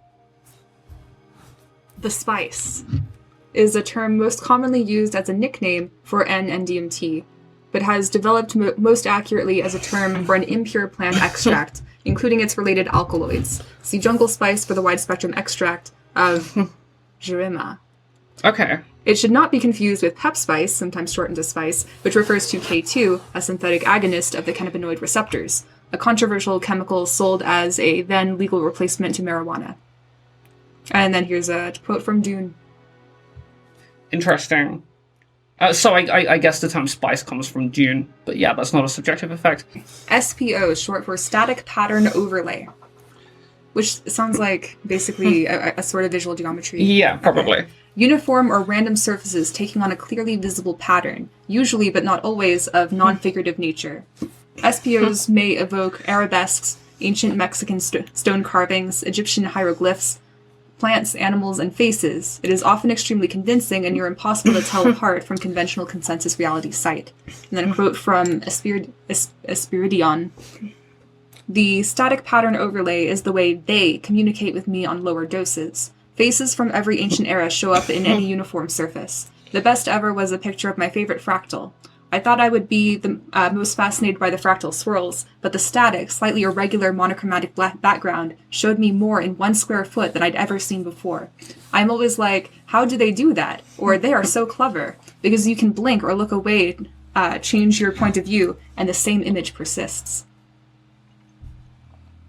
Okay, so this is referring to two different things, I think. It's referring to a distinct subjective effect, which I have classified as a subtype of visual geometry within the subjective effect index. So, I think this is referring to a distinct subjective effect referred to as environmental patterning within the subjective effect index, which is where solid things within your external environment will essentially transform or morph into complex psychedelic geometry that appears to be very solidly embedded within the things that you're perceiving it within. That it's referring to is the way in which psychedelic geometry often manifests in the form of tribal, ancient, Aztec, Hindu, imagery, this is extremely common, and it's something that I first noticed as a teenager, to the point where before I developed a more refined terminology, I commonly referred to psychedelic geometry as Aztec fractals, because I was pretty amazed to the extent that I saw Aztec imagery within psychedelic geometry. I don't know if this is because the Aztecs used a lot of psychedelics, or if it's because I have a cultural association with Aztecs and psychedelics, or ancient societies and psychedelics, or if the act of coming up with a system of art or pictographic language is somehow similar to the neurological process of the manifestation of geometry. It's difficult for me to say, but I suspect it might be a combination of all of those factors. Superposition. When a normal object, a book, a piece of paper, individuals, paintings, written notes, etc., enters superposition, it starts having magical properties. The object seems to move and shift position when it is not observed. The normal object seems to fall from our ontological map into a multidimensional state, where it starts being driven, pushed, and ruled more by meaning and intention than by Newtonian laws. When people enter superposition, one can perceive them at two or more places at the same time. The word is borrowed from the field of quantum mechanics. Okay, so I think this is two potentially different subjective effects interacting with an object within a person's external environment. The first is what I refer to as a perspective hallucination. So there are different types of perspectives that you can experience under the influence of a psychedelic. There's first person, just seeing things through your own set of eyes. There's second person, seeing things through somebody else's set of eyes, say an alternate life or an inanimate object. There's third person, experiencing things from outside of your own body. And then I've also classified fourth person, which is experiencing things from multiple different perspectives at once. Sometimes that's within the experience of an internal hallucination, where you're experiencing the internal hallucination from lots of different perspectives at once, or you're experiencing multiple hallucinations visually at the same time. But other times it can just be when you're still within the external environment, but perceiving the world around you. You could look at an object and feel that you are looking at it from multiple angles simultaneously and experience those multiple angles simultaneously. The second of this might be hallucinatory object activation, which is where objects seem to come alive and act in a manner that is quite poltergeist-like. But I'm not sure to what extent that's playing into it. The object seems to move and shift positions when it is observed. Yeah, that sounds a tad poltergeist-like to me, but I think it's primarily probably a fourth person perspective hallucination. Do you think that when this happens, that it's like an object that exists in the real world that they're then perceiving to do these other things, or is the object itself hallucinated in the first place? It could be either. Okay. I think in this description they're referring to something in the real world. Okay. Just like an object that happens to be near them. Or it's perceived at least that way by the person experiencing it. There's some interesting things in the chat about maybe the difference between some open eye visuals that seem to follow your train of view versus that thing where if you look at an image or a light or whatever, then it's kind of burned into your retinas temporarily. And so if you close your eyes, you'll see it or something. Yeah. So, yeah, I could... Yeah, I'm not the burns into your retinas, that's a physical thing that's happening more or less. You could I suppose you could have a pseudo fourth person hallucination if you are experiencing after images by looking at something, having that imprinted into your visual perception, and then suddenly moving and then kind of seeing an overlay. But I wouldn't really classify that as being quite the same thing. Yeah, well, I think that's... it's somewhat similar. Yeah. Yeah, definitely. But, I'd be really interested if there was a good way to kind of study and analyze the difference between them.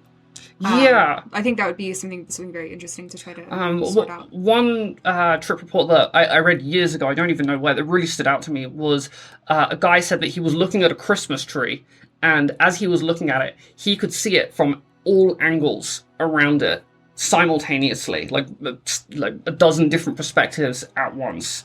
And I've definitely had similar experiences, mostly within internal hallucinations, but I've heard plenty of people describe seeing things like that within the world around them. It might be some kind of predictive hallucination where your brain is predicting what an object looks like from multiple angles and laying that over your mind's eye. So in that case, would it be something where, like, it's a lot of different views and they feel like separate perspectives, or is it like a single perspective, but that just it can encompass things that in the physical world a single perspective cannot do? Yeah. I think it's more the latter. Okay. Like, just impossibly. For example, I've heard of people talking about being able to see around corners, and I would interpret that as a predictive hallucination. They're looking at the corner, their brain has an idea of what is around that corner, and then they are seeing that prediction manifested in the form of a hallucination.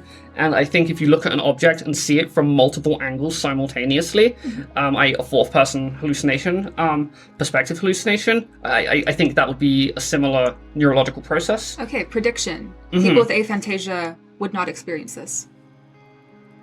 Yeah, I suspect that may well be the case.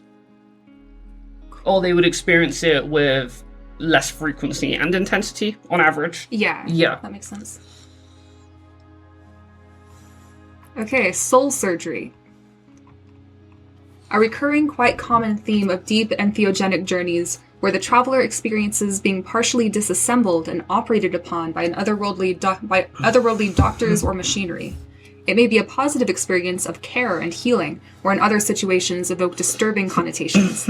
Clinical sci-fi films and environments are quite common to these visions, and there is a notable parallel with alien abduction reports.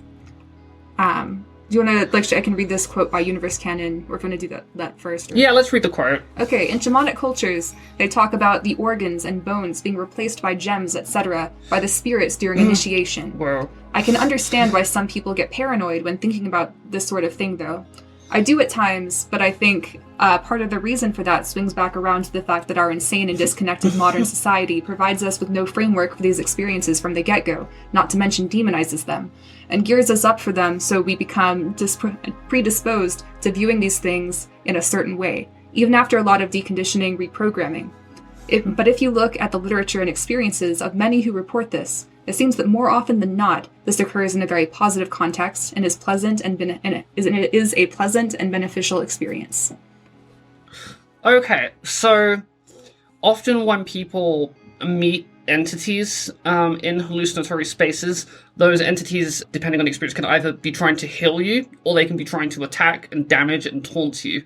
I think them performing some sort of healing process or surgery or reassembly would be essentially a metaphor for the introspective healing process that you're going through during the DMT process. And likewise, if the entity is trying to taunt you or mock you or damage you because of perhaps because you have a negative mindset, or perhaps you just have bad luck going into it, I think that could also be the essential equivalent hallucinatory metaphor or motif for the opposite of the healing thing. And I imagine this is probably also somewhat influenced by the cultural prevalence of alien abduction stories. Yeah, that makes sense. I think during Rick Strassman's DMT studies, they were on a table and they were being IV injected with DMT, and they would commonly report aliens doing surgery and stuff on them. And Tom Ray, I guess my employer, was talking to Rick Strassman and saying to him, do you realize that they're probably just hallucinating you? Or the reason they're experiencing it is because they're on a table surrounded by scientists. So it makes sense that they would experience things that way. Yeah. And he seemed to agree that probably had something to do with it. By the way, I forgot to ask, this kind of like predictive hallucination, which seems to be what this is probably talking about. Is that in the SCI? A predictive hallucination? Yeah. So I think it's in the subjective effect index under a style variation of internal and external hallucinations. So hallucinations can either be entirely new content, or they can be predictive content. A classic example of a predictive hallucination is a phenomenon that sometimes happens on very heavy doses of MDMA, where people will hallucinate that someone was wearing glasses or a hat, and then later realize that never happened and be very confused by it. And this is a thing that's actually happened quite a lot. And the hallucinations on MDMA are often predictive. Like, you might see a person walk past, or see a cat, or see something that was quite realistic that could have potentially happened, as if your brain's trying to come up with scenarios that could realistically happen, and then you are perceiving them. And then on the opposite end of the spectrum, you could be seeing completely unrealistic things, like crazy beings or monsters that just don't have anything analogous to them in the real world. So yeah, I do think it's included within the subjective effect index as a style variation, but I think it could probably be expanded upon for sure. The extent that does kind of support the idea that this being perceived as a normal object may in fact be entirely hallucinatory. Yeah, I think so. Okay, swim. SWIM. Short for someone who isn't me. Grammatically identical in its use to a third-person pronoun of unspecified gender, but is a substitute for the first-person pronoun. In essence, the practical meaning being someone who is not me. Or someone who is me. Okay, yeah. Practical meaning being someone who is me. Okay. I don't think we need to read this one much further. Okay. It's a very common thing. People say, someone who isn't me did this illegal thing.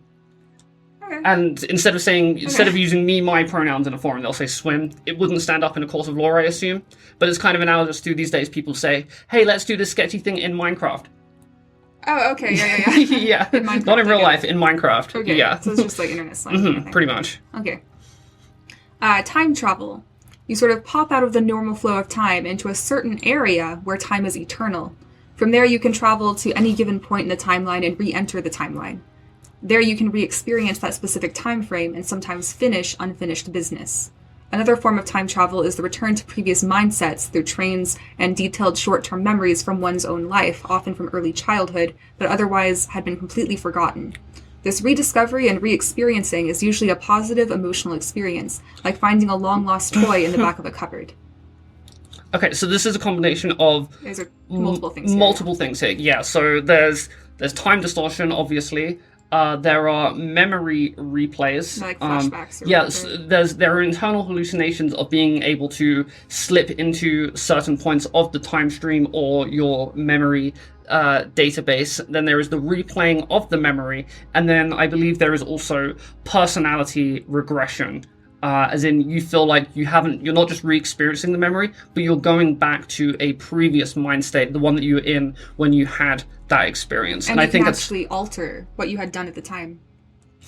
Potentially. Within that experience. Within that experience. That experience, yes. I suppose you could, but you may be disappointed when you come back and find that it's not the case. Well, you can find, for example, if someone has a memory where they treated someone that they no longer have access to in a way that they regret, if they are re-experiencing that memory, they could alter what they say to that person, and it would have no effect on the consensus reality, but it would give them maybe more feeling of closure or forgiveness or whatever. It could definitely be a beneficial and useful experience for sure. I suspect they might be talking a little more literally here, but it doesn't mean that just because it's not necessarily a real thing that physically happened in the external environment doesn't mean the experience doesn't have value. Yeah, and then this whole area where time is eternal that you can pop into other things, that also seems reminiscent of the elevator concept from earlier as well. And atemporality. Yeah. Where you're stepping outside of the experience of time. Yeah, and the Planck time. Yeah, thing. For sure. Yeah, there's certain area like this, like the elevator is just kind of a way of organizing or labeling the experience that people. I think so. I've had pretty much all of the experiences described here separately, but not together. And so I guess all of these individual ones are probably in the SCI. Yeah, those are all within the subjective effect index as distinct specific effects. Cool. Okay, Traveler, the person exploring hyperspace through the use of the spice. May also refer to an important founding member and administrator of the Nexus, the Traveler. See also Psychonaut. Okay, so that's just another word for Psychonaut. We're all probably travelers to some extent here. The Throat Marble. Oh, this one's weird. Oh yeah, I remember you talking about this recently. Okay, this is a symptom one can have while visiting hyperspace. Feeling as though you don't need to breathe. Also described as the feeling of a rolling ball trapped in the back of one's throat. Could this be like the opposite of breathlessness? Like feeling like you need to breathe when you don't or whatever. Like you can't. Yeah, in a way. I'm starting to think that breathlessness has multiple components. One feeling like you're forgetting to breathe, often when you actually aren't forgetting to breathe. And another feeling like you don't need to breathe, when it's probably just that your body is breathing autonomously and you can't perceive the breathing sensation. As for the part of the feeling of a rolling ball trapped in the back of one's throat, that would be classified as a tactile hallucination, and if anyone in the chat can confirm that they have had this experience, please let me know, but I already asked my Discord server, and nobody had ever experienced feeling a rolling ball trapped in the back of one's throat. So I suspect that that is either a metaphor, or it's a specific tactile hallucination that the person who wrote this experienced this one time. Yeah, I don't want to click on it right now, but I'm interested in checking out what that source is. Yeah, same. I need to look into that later. Yeah. The void. A state or place of nothingness, without time, matter, or significance. A state of non-existence may elicit fear and a sense of being lost or alone in the traveler. Paradoxically, there is perception of the void. The question arises as it's nothing that perceives, or is there something that does the perceiving and experiences the nothing? See also ego death. I think I read that correctly. Yeah. And then we have a quote from Damn Straight. Mm-hmm. Nothingness has no preference or reference. If you ever experience this again, sit in it and really pay attention. There can be great peace that can come from such an experience. This seems like what the person was asking before about. Yeah, about darkness. experiencing a void as opposed to a white light. Honestly, between that person thinking about my friend's experience with their near-death experience where they had a peaceful, loving, black, empty space, and then reading this confirms to me that there is indeed a black equivalent of the white light, and that needs to be added into the subjective effect index, but is not yet within it. The stillness and vastness of nothingness can be something of great beauty.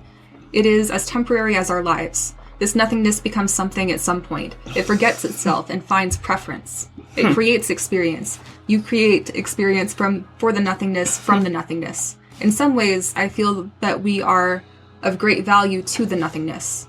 It was bored and empty, and now it has something to do, something to experience, emotions, family, memories, life, etc.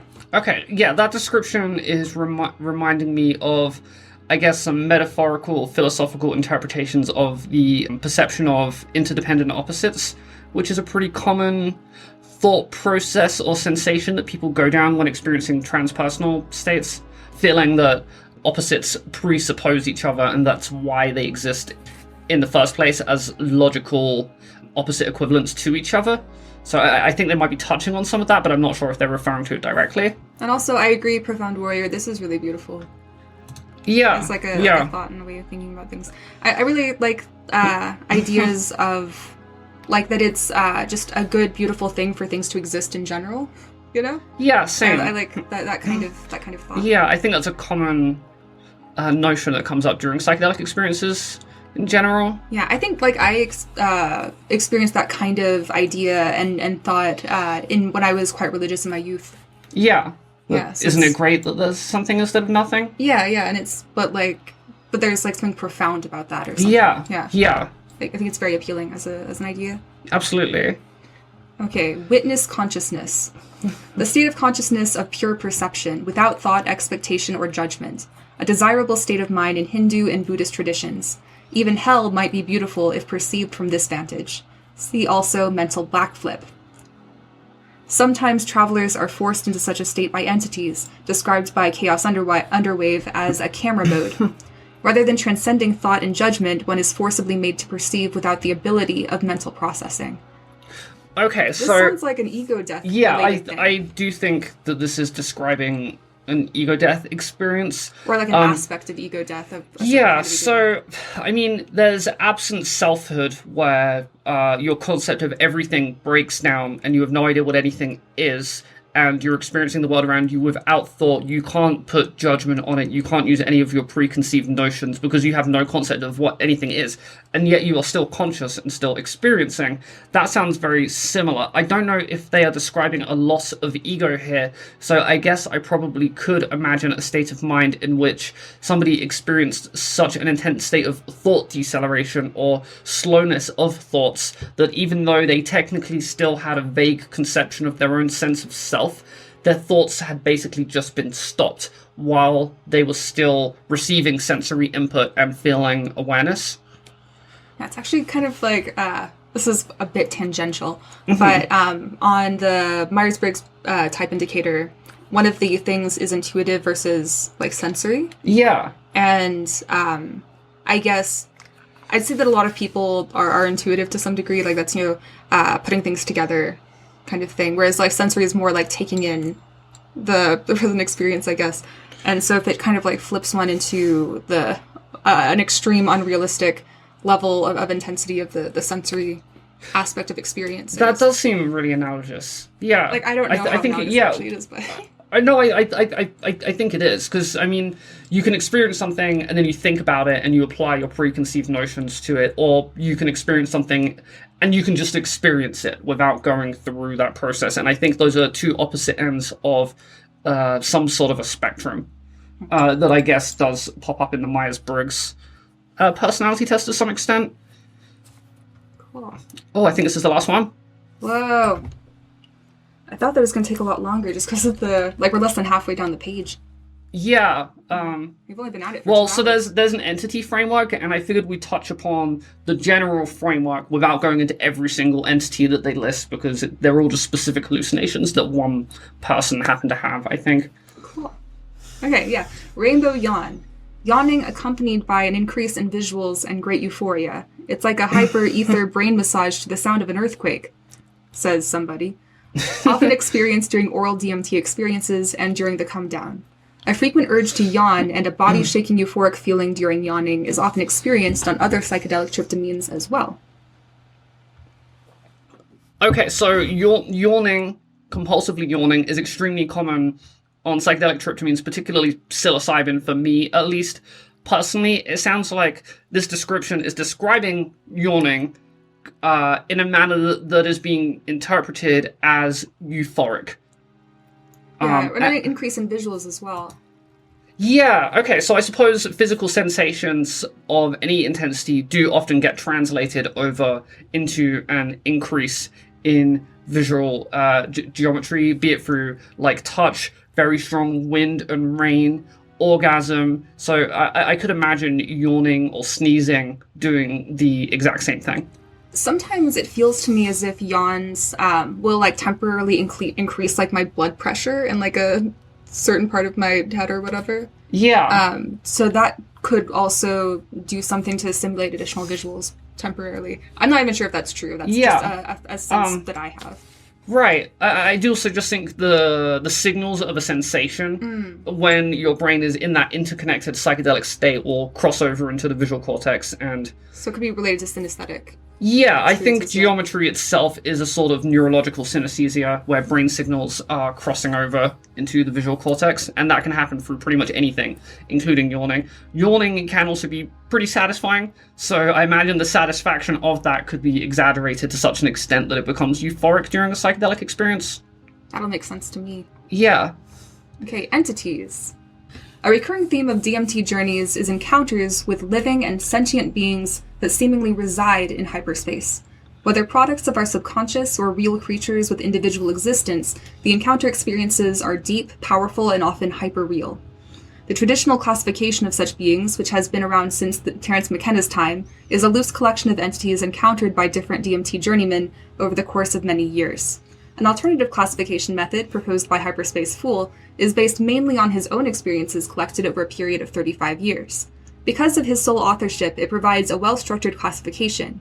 One should remember, however, that Hyperspace Fool used other means of exploring consciousness besides DMT, such as lucid dreaming, for example. Therefore, the question of whether his classification is a valid point of view regarding DMT hyperspace experiences remains open.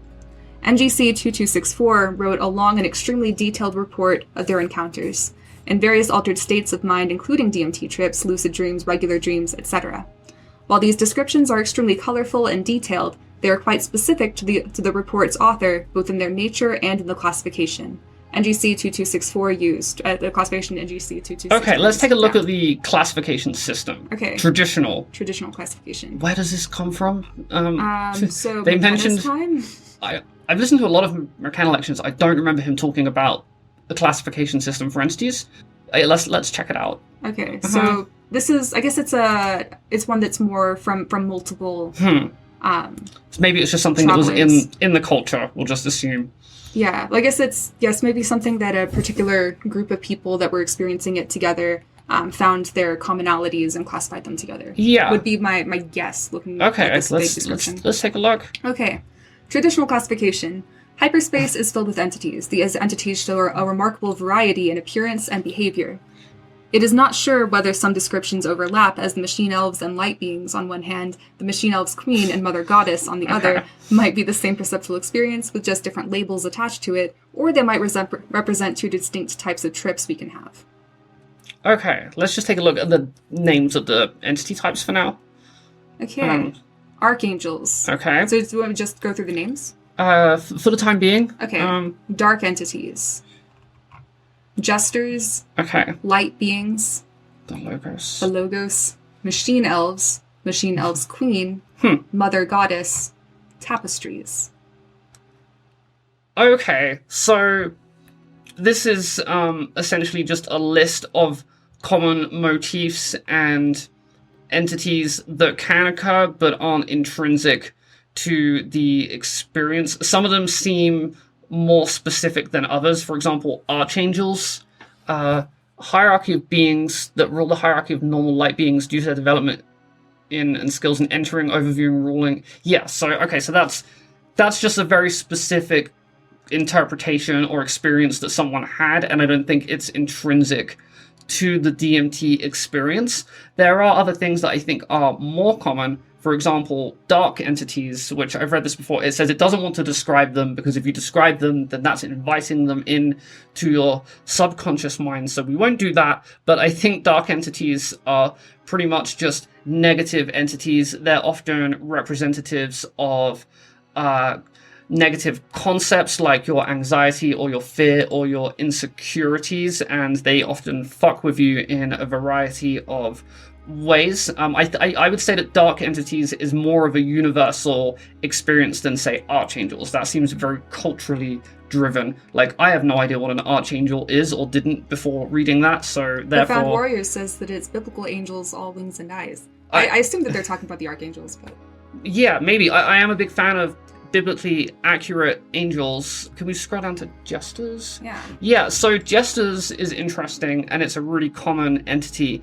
And I think the reason that it's a very common entity is because the trickster archetype, like an entity who's trying to mess with you or entertain you, is just it's just a pretty common motif. And I think within probably Western culture, at least, if we're trying to think of a zany trickster character, a jester-like being is one of the first things that comes to mind. So I think that's why jesters are pretty common.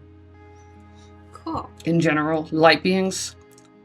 Okay, so light beings, I think, rather than beings that are actually made out of light... Well, it says beings entirely made of light is what it's talking about. Yeah, but I mean, rather than it actually being a being that's made out of light, I guess you're hallucinating that it's made out of light. I suspect that might be an amorphous, not very well-defined entity that happens to be sort of glowing, I guess, and then it's quite common to interpret that as a light being. If that would be my guess. But beings of light, again, is also within the cultural conception of sort of the new agey perspective. I've heard beings of light just being a term that's thrown around. Yeah. So it might also invade our minds just as a kind of through like mimetic means, I guess. I have another thought, but first I'm going to Mini-Me Rules just says that the angels, and gives some of the different ones, I guess, are hierarchical neural structures. Interesting. I'm not sure exactly what that I have means. no idea what that means, but it's an interesting thought. And then it says message retracted. I don't know why. It could have been like a typo or something. The angel... Yeah, well, there's this is no spaces. The same type okay. again. Yeah, Uh-huh. the same comment. Okay, Yeah. interesting. Yeah, but Okay, so the logos... Oh, actually, I wanted to say it Yeah. surprises me that they're associating these entities with the central light, that they're connected to the central light. Because from, I guess, what you've said previously, Okay. the central light is usually something that's experienced in different kinds of situations than you would normally be experiencing entities. Yeah. Maybe that central light, whatever that neurological process is, could also manifest with some amount of form in a similar way to how geometry can manifest in specific forms. I could see there being a connection there, or the associations that one has of a central light, feelings of love and peace, could also be emanating from the entity, and people could be making connections there. Yeah. But yeah, that is an interesting point. Okay, the logos, universal mind or Gaian mind. Maybe perceived perhaps as God. Or, It's also a central light and end of the line. Interesting. Well, I mean, Gaia is commonly the idea that the Earth is one organism, and people often talk about being able to communicate with that one organism of the Earth and its mind under the influence of psychedelics. But I think that probably stems from a cultural concept rather than something that's inherent to the psychedelic experience. Yeah. Mini-Me rules says central light something like equals, or perhaps doesn't equal, God who is at the top of the hierarchy, maybe? Well, in this case, the central light, as described previously, would be like the white light that you see in near-death experiences, or you said it particularly seems to occur during 5-MeO DMT, yeah, very commonly. Otherwise they're not really being hallucinations or detailed visuals related to that particular substance. So that's why it's kind of surprising. Benny Shannon, in his book Antipodes of the Mind, describes geometry as light, which I thought was an interesting way to look at it. Yeah, maybe they're just like taking this idea of like this central light, which I guess you only experience in its like fullness in near-death experiences, or perhaps 5-MeO DMT. Yeah, is also that they're perceiving as the same thing occurring in different kinds of contexts. I guess, like basically like all the same thing, which may also be related to the evoluminescent thing, or I think so. Like just different mechanics or behaviors of the same process, I guess. Machine elves, also known as tykes. They are the primary inhabitants of the hyperspace. Machine elves seem to live in and be part of some kind of folding rooms and appear to be capable of transforming their own shapes freely. Okay, I have opinions about machine elves. Okay. Terence McKenna talked a lot about machine elves, right? And he described machine elves, dual self-dribbling basketballs, hang out in large groups in DMT hyperspace, present you Fabergé eggs and stuff. That term became very common after Terence McKenna spoke about it. And often when I hear people describe machine elves, they're just using it as a colloquial term to describe any entity that is small, playful, and elf-like. Using the word machine elves that has just entered the common lexicon. So I don't think machine elves are one thing. I think they're just a word that is attributed to basically small, playful entities by a certain subset of psychedelic users.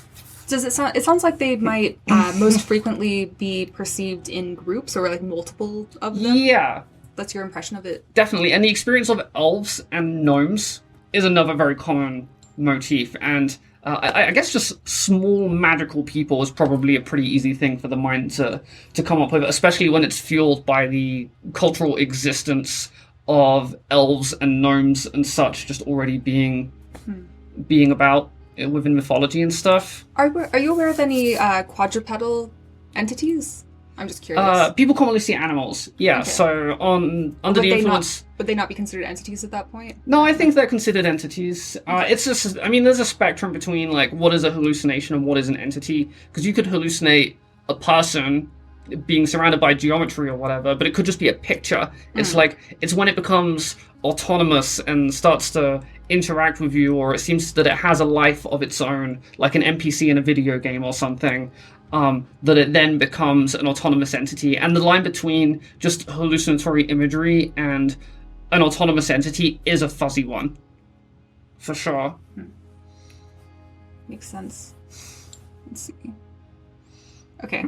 Machine Elves Queen. The underlying source of all hyperspace experiences. Seeing the Queen of the Machine Elves is akin to suddenly realizing that all the patterns in Machine Elves you have seen before are, in fact, her. She is everything the breakthrough is all about. You finally get it.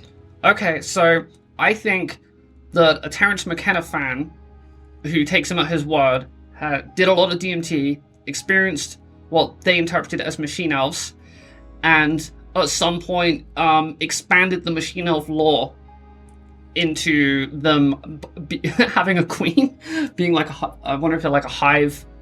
Well, it sounds like it's like an external unity of entities. Yeah.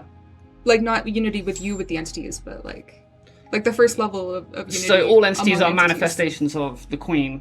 Yeah, and that's cool. I like that. But it's not it's not a distinct subjective effect. It's a hallucination that someone had. And I like expanding the machine elf lore, but I do think you, at least within, if you're trying to make a more scientifically driven altered states of consciousness ontology, you do very much need to divide a line between things that are just sort of culturally driven versus things that are occurring consistently between people as a result of a neurological process. There's some interesting comments in chat. Ambrose Garnett says, Logos/central light sounds like the Gnostic monadic belief in a unifying one being, and we're all puppets animated by that universal spirit, and the hierarchy of entities are manifestations of deity. So I guess that would kind of imply that the Logos would be kind of like even above the machine elves queen. Yeah, I suppose so, and that's just more general sentiments of non-dualism, monism, and unity and interconnectedness that seem to just very much pervade all aspects of high-level psychedelic experiences, sometimes subtly and sometimes quite directly. Yeah, let's see. Ambrose Garner also says, self-transforming machine elves may be just a combination of pareidolia and geometry with thought processes animating the interchange. Which I thought was an interesting point. I think that that could apply to entities more generally, but what I believe entities are the psychedelic equivalent of dream characters. So the brain is quite capable of simulating internal spaces that you can perceive through your senses, either in the form of a dream or a drug-induced hallucination. And under the influence of a psychedelic, they have a very different aesthetic because of the other simultaneously occurring visual effects, such as psychedelic geometry. So I think they are very much dream characters. I do think they're even conscious to some extent, because the brain is capable of rendering consciousness quite clearly, and I think it can do that within entities. So when you interact with them, I do think they have a certain amount of awareness to varying extents. So I think it is a little more than that, but that sort of thing definitely plays into it. Yeah. Mother Goddess. A huge, bright, feminine goddess might be identified with Ostara, Isis, or Mother Mary, yet transcending identification with these earthly images. Bright, really bright light, caring, loving, caressing away all pain and all tears. A Callan kinesio-optic experience with an explicit feminine character. May in some instances materialize as disjunct impressions and images of femininity, lips, vulvas, eyes, all loving, both maternal and sexual. Yeah, so I think that's a combination of... It's the central light as a mommy dom. Yeah, kinda. That's partially culturally driven, but then also probably quite inherently embedded within a person's perspective of the world, because concepts of mother, father, feminine, masculine, like they're all concepts that are quite deeply embedded within our brains, be it environmental or genetic. And I think that would be a manifestation of that, with cultural elements interplaying into it through just common notions of a mother goddess. Okay. Tapestries. Mostly incomprehensible beings of peculiar dimensional properties. They seem flat projections, but at the same time extend in more than 3 dimensions. They tend to be alien and usually uninterested in the traveler, but carry a certainty, or at least extremely haunting feeling of being alive and sentient. This is probably the kind of, like for this traditional classification, the person was talking about how they felt like the area they were in a hallucination, seemed to be an entity itself. Yeah. Probably within this classification system be a tapestry entity. Yeah, and it seems that entities they don't have to have a coherent form. There's probably you can experience the presence of an entity without it having any form at all. It's just a sensed presence, and that's actually something that's really well documented within the psychological literature, that people often feel a sensed presence of some other separate being. It could have a form that's amorphous, abstract, or it could be more coherent. I imagine there's probably a spectrum between those two things. I probably should include the potential of more incoherent and abstract entity forms within the autonomous entity article, so I think that's definitely something to take note of. Yeah. Let's see. Minimi Rule says, it seems a lot of these primordial entities are closely related to Jung's idea of collective unconsciousness, which, yeah, I can see that. Yeah. I mean, I don't necessarily know how I feel about Jung's framework necessarily. I'm not super well informed on it, but the concept of archetypes is definitely a real thing, I think. They may not be as specific or limited to the ones that he listed, like mother, father, old wise man, etc., but those are present within people, and those definitely come into play when experiencing hallucinatory entities. Let's see. White Raven says, let's see. I see griffins sometimes half eagles, half lions, and then a subsequent comment says, but I experienced it on ayahuasca, and it was a stable and long-lasting experience, as well as characters made of light radiating love, forgiveness, and understanding. By stable and long-lasting experience, are you saying that like the feeling or idea like lingered with you once you had returned to the consensus reality? I'm wondering. Yeah, or maybe it was present throughout a long period of time, because often on DMT, I mean, you meet an entity for 2 minutes and then it goes away once you come down. Okay, so right now we're getting into the alternate hyperspace falls classification, and I think we should quickly just skim over this. Hyperspatial beings. Okay, so there's three categories. Okay. Hyperspatial beings that live in hyperspace, extra-dimensional beings that don't live in hyperspace, and local entities. Ooh. It's a fun idea, I'll give it that. Yeah, so hyperspatial beings, I guess, reside in hyperspace. I think machine elves count as that. Extra-dimensional beings that don't live in hyperspace, I think often includes things like angels, or other supernatural beings that don't live on this material plane, but they exist somewhere out there in the multiverse. And then local entities are things like other people tripping that you happen to meet up with when you're both astral projecting or traveling into a hyperspace together. I like that classification system, but obviously it's not scientific, and I don't believe in it. For me, it's more just a fun idea. Yeah, I had a feeling for a couple weeks in my youth that, like, completely within the consensus reality, in terms of my experience at the time, but that there was some kind of spirit or whatever residing in my room for a while. And so I'd have, like, frequent dreams about it or whatever and feel its presence. And then it moved on. So it kind of, like... Yeah. That reminds me of the feeling of there being, like, a local entity. I think extra-dimensional beings that don't live in hyperspace could include things like ghosts as well. But, yeah, those are all from a more paranormal, supernatural mind state. And I was more in that kind of vibe at the time. Yeah, so, like... experiencing that. This part of, I think this is essentially where we will be finishing. These are lists of entities that someone in particular has experienced. So, circus ringleaders, flirty fairies, geniuses or genii, jesters, morphos, plants and object divas, aliens, elementals. These are the extra-dimensional, non-hyperspace ones. Yeah, gods and goddesses, wizards? I thought wizards were more earthly. Dream wizards. Yes, of course. Local entities, so local aliens, you know, that they're in this universe. They're a couple of solar systems over or something. Also angels, other awakened humans, ghosts. Okay, yeah. Masters and Buddhas, ascended spirits, and yeah, there we go. We did it. We analyzed the whole thing. Oh, actually, there's also this entities report. I don't. So these are just descriptions of other specific entities that someone experienced, and there can be an infinite amount of those. Cool. There's just an absolutely infinite amount. So it's worth having a list within an altered states ontology of the most common examples, but it's not worth listing out every single entity that every single person has ever experienced and holding them all to the same regard. Yeah, it's not useful. I think it's worth saying that it can manifest in an endless amount of ways. Here are some very common examples and archetypes and such. Well, I guess then that concludes our general, or your general going through of the Hyperspace Lexicon. Do we want to open to some questions from the chat? Yeah, I mean, if anyone has any questions, then feel free to ask them. If not, we'll probably end it here in a minute.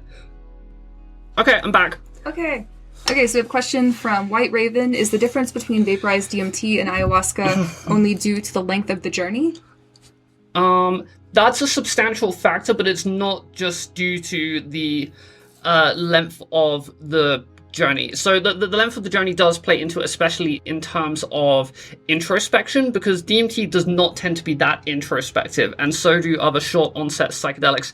So I think that's because you don't really have the time to ponder things and get into that headspace. You're in and you're out, and then it's just over. But with ayahuasca, DMT isn't the only component of the experience. There are often other alkaloids present within whatever plant you're using for the DMT material, but then you also take an RIMA or MAOI inhibitor with it, which has a pretty big impact on the experience. For example, if you try Syrian rue, which is the most commonly used MAOI within modern Western ayahuasca, if you use it with a psychedelic that's not ayahuasca, say LSD or psilocybin, it very much changes the nature of the trip. For one thing, it increases the intensity of it, but it skews it in a certain direction. Yeah, Harmaline, White Raven. So it changes the subjective effect profile of it. As a teenager, I interpreted that it made the visual geometry of any psychedelic that I took it with more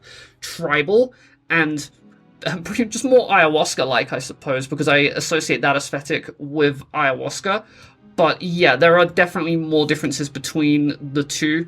You can't take DMT orally, but you can plug it, put it up your butthole, and that will give you a longer duration. And if you do that, it would not be the same as taking ayahuasca. So yeah, there's a pretty big difference there for a variety of reasons, both duration and pharmacological. Okay, in your personal opinion, what is the best way to trip with DMT? Being outside in nature, or inside in a place you're comfortable? So I would say that the primary thing that you want is doing it in a place where you are comfortable. So whether or not you're inside or outside doesn't really matter, as long as it's a space where there's preferably no one else around apart from highly trusted individuals, and you are, of course, comfortable and you feel safe. The thing about doing DMT outside is that it's harder to control the environment, so you'd have to pick and choose more carefully. If you feel safe and comfortable in your bedroom, that might be a better place to do it. But if you have a shitty living situation at home, or drugs are very much unacceptable in your household environment, then outside, off in nature, might be the way to go. So it really depends on the situation, but it has to be a safe space. Profound Warrior asks, you can boof deems? Yes, you can. There's some else asked a question about, it's also Profound Warrior. Is it going to use cannabis with DMT? I'm thinking DMT like an hour into an edible.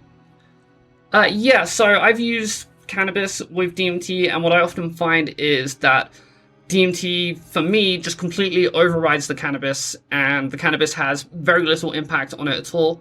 For a lot of people, they may need THC for psychedelics to work for them. Some people seem to have a neurological block, and psychedelics don't work very well for them unless they use THC with it for whatever reason. If you can trip on DMT without THC, combining it with THC will ultimately make very little difference, because the DMT will just really overpower it.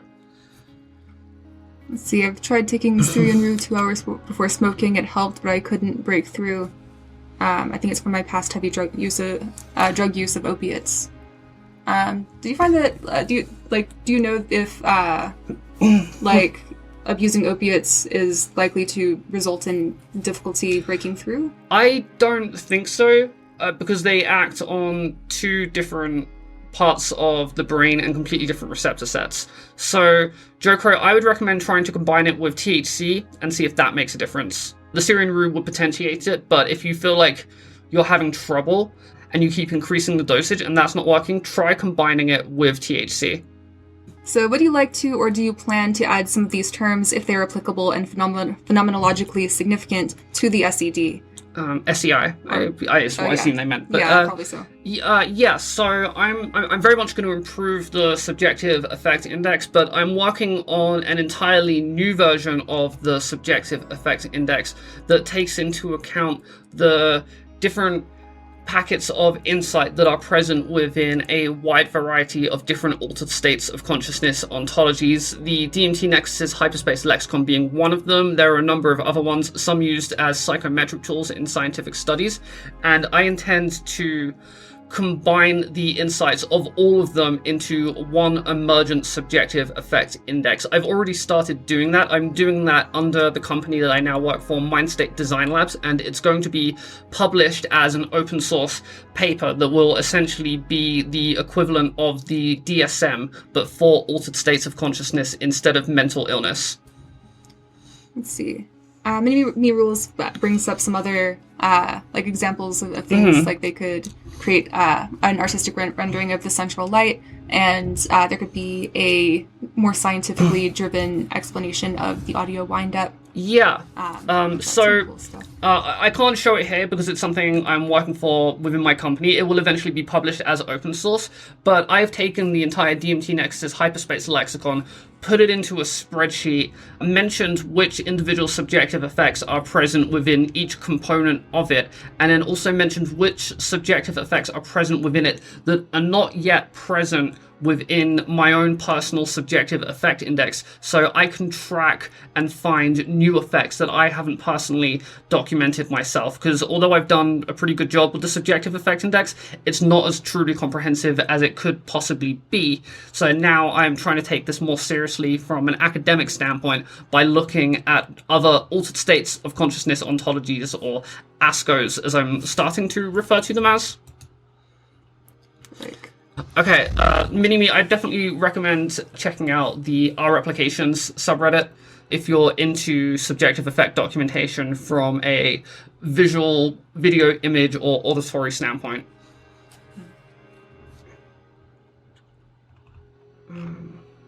Okay, and Josie also founded the Replications subreddit.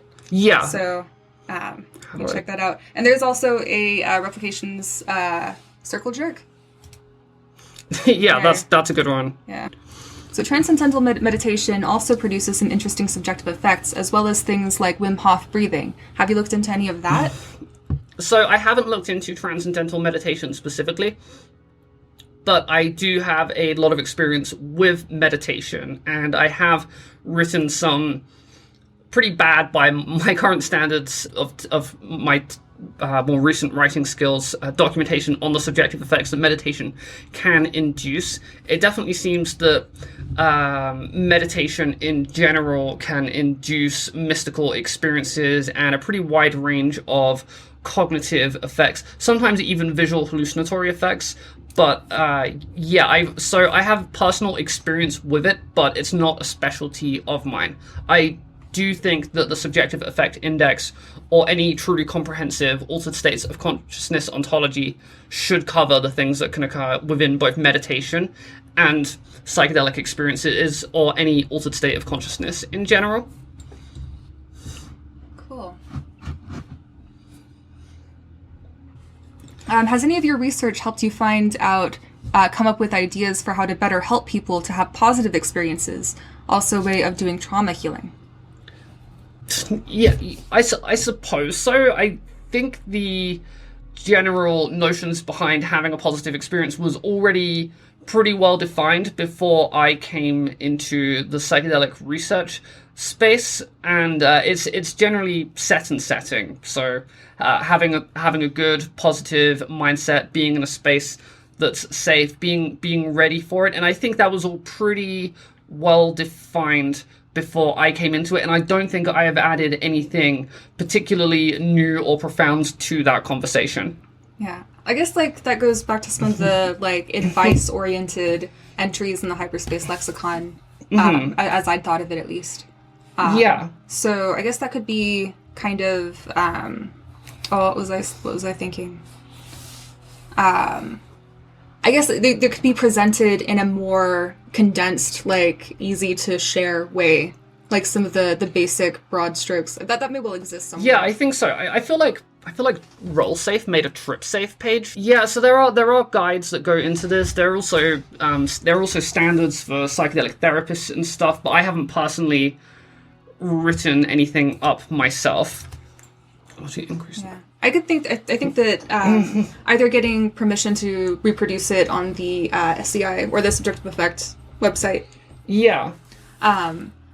Or making your own that's specific to the format of the Subjective Effects. Yeah, there is an article section within Effect Index that I think would be a good place to have something like that, but I'm working on so many different projects that it's like hardly a priority. If somebody wants to write an article on something like that and it's decent, like I would happily join the Discord and I would happily host it on Effect Index after proofreading it and stuff, because we do have an article section and it's made in such a way that it's open to different authors, but so far it's just stuff that I've written on it. Oh wait, okay, someone's asking another question. I don't know what point I do the cut offline. Okay. Okay, super sensitive to substances. I'm like the canary in the mines, but I react very strong to psychedelic stimulants, even THC. Is this a mental or biological phenomenon, do you think? Christian, I think it's a biological thing, mostly. It can certainly have a psychological component to it, but some people are just more efficient when it comes to getting a psychedelic experience out of a smaller amount of material. Yeah. I think that might pretty much be everything. Yeah. Well, we had a lot of fun with this. Yeah. Yeah, this has been really cool. I want to do another one where maybe I go over Stanislav Grof's transpersonal states ontology. I think that one would be a laugh. Sure, it would be fun. It would be fun. I think it would take about the same amount of time. So you would have me on to read things for you to... Yeah. I think so. The back and forth works really well. I think that it's also just better for one's voice, because trying to speak constantly... Yeah, my voice gets tired out really quickly. Yeah. Well, I think that is it, so... Yeah, I think it may well be. I think it's probably time to go ahead and hit the end stream button. But yeah, thanks for attending, everybody. Thanks for taking part, everyone. I've had a ton of fun. And I guess I will be re-uploading this video, and the chat log will be on the video, and I'll see you guys again soon. I'm going to make a video on ego death soon. It's going to be a long one, probably, so that should be fun. But okay, I'm going to paste the Discord link again. Yeah. And if anyone wants to join... Yeah, I can reach out to Josie there. Yeah, so if anyone has any more questions, feel free to send me a message on Discord. Thanks again, everyone. It's been a lot of fun. I'm working on that ego death video. Should be cool. Next couple of weeks, probably. Yeah, cool. Okay, bye.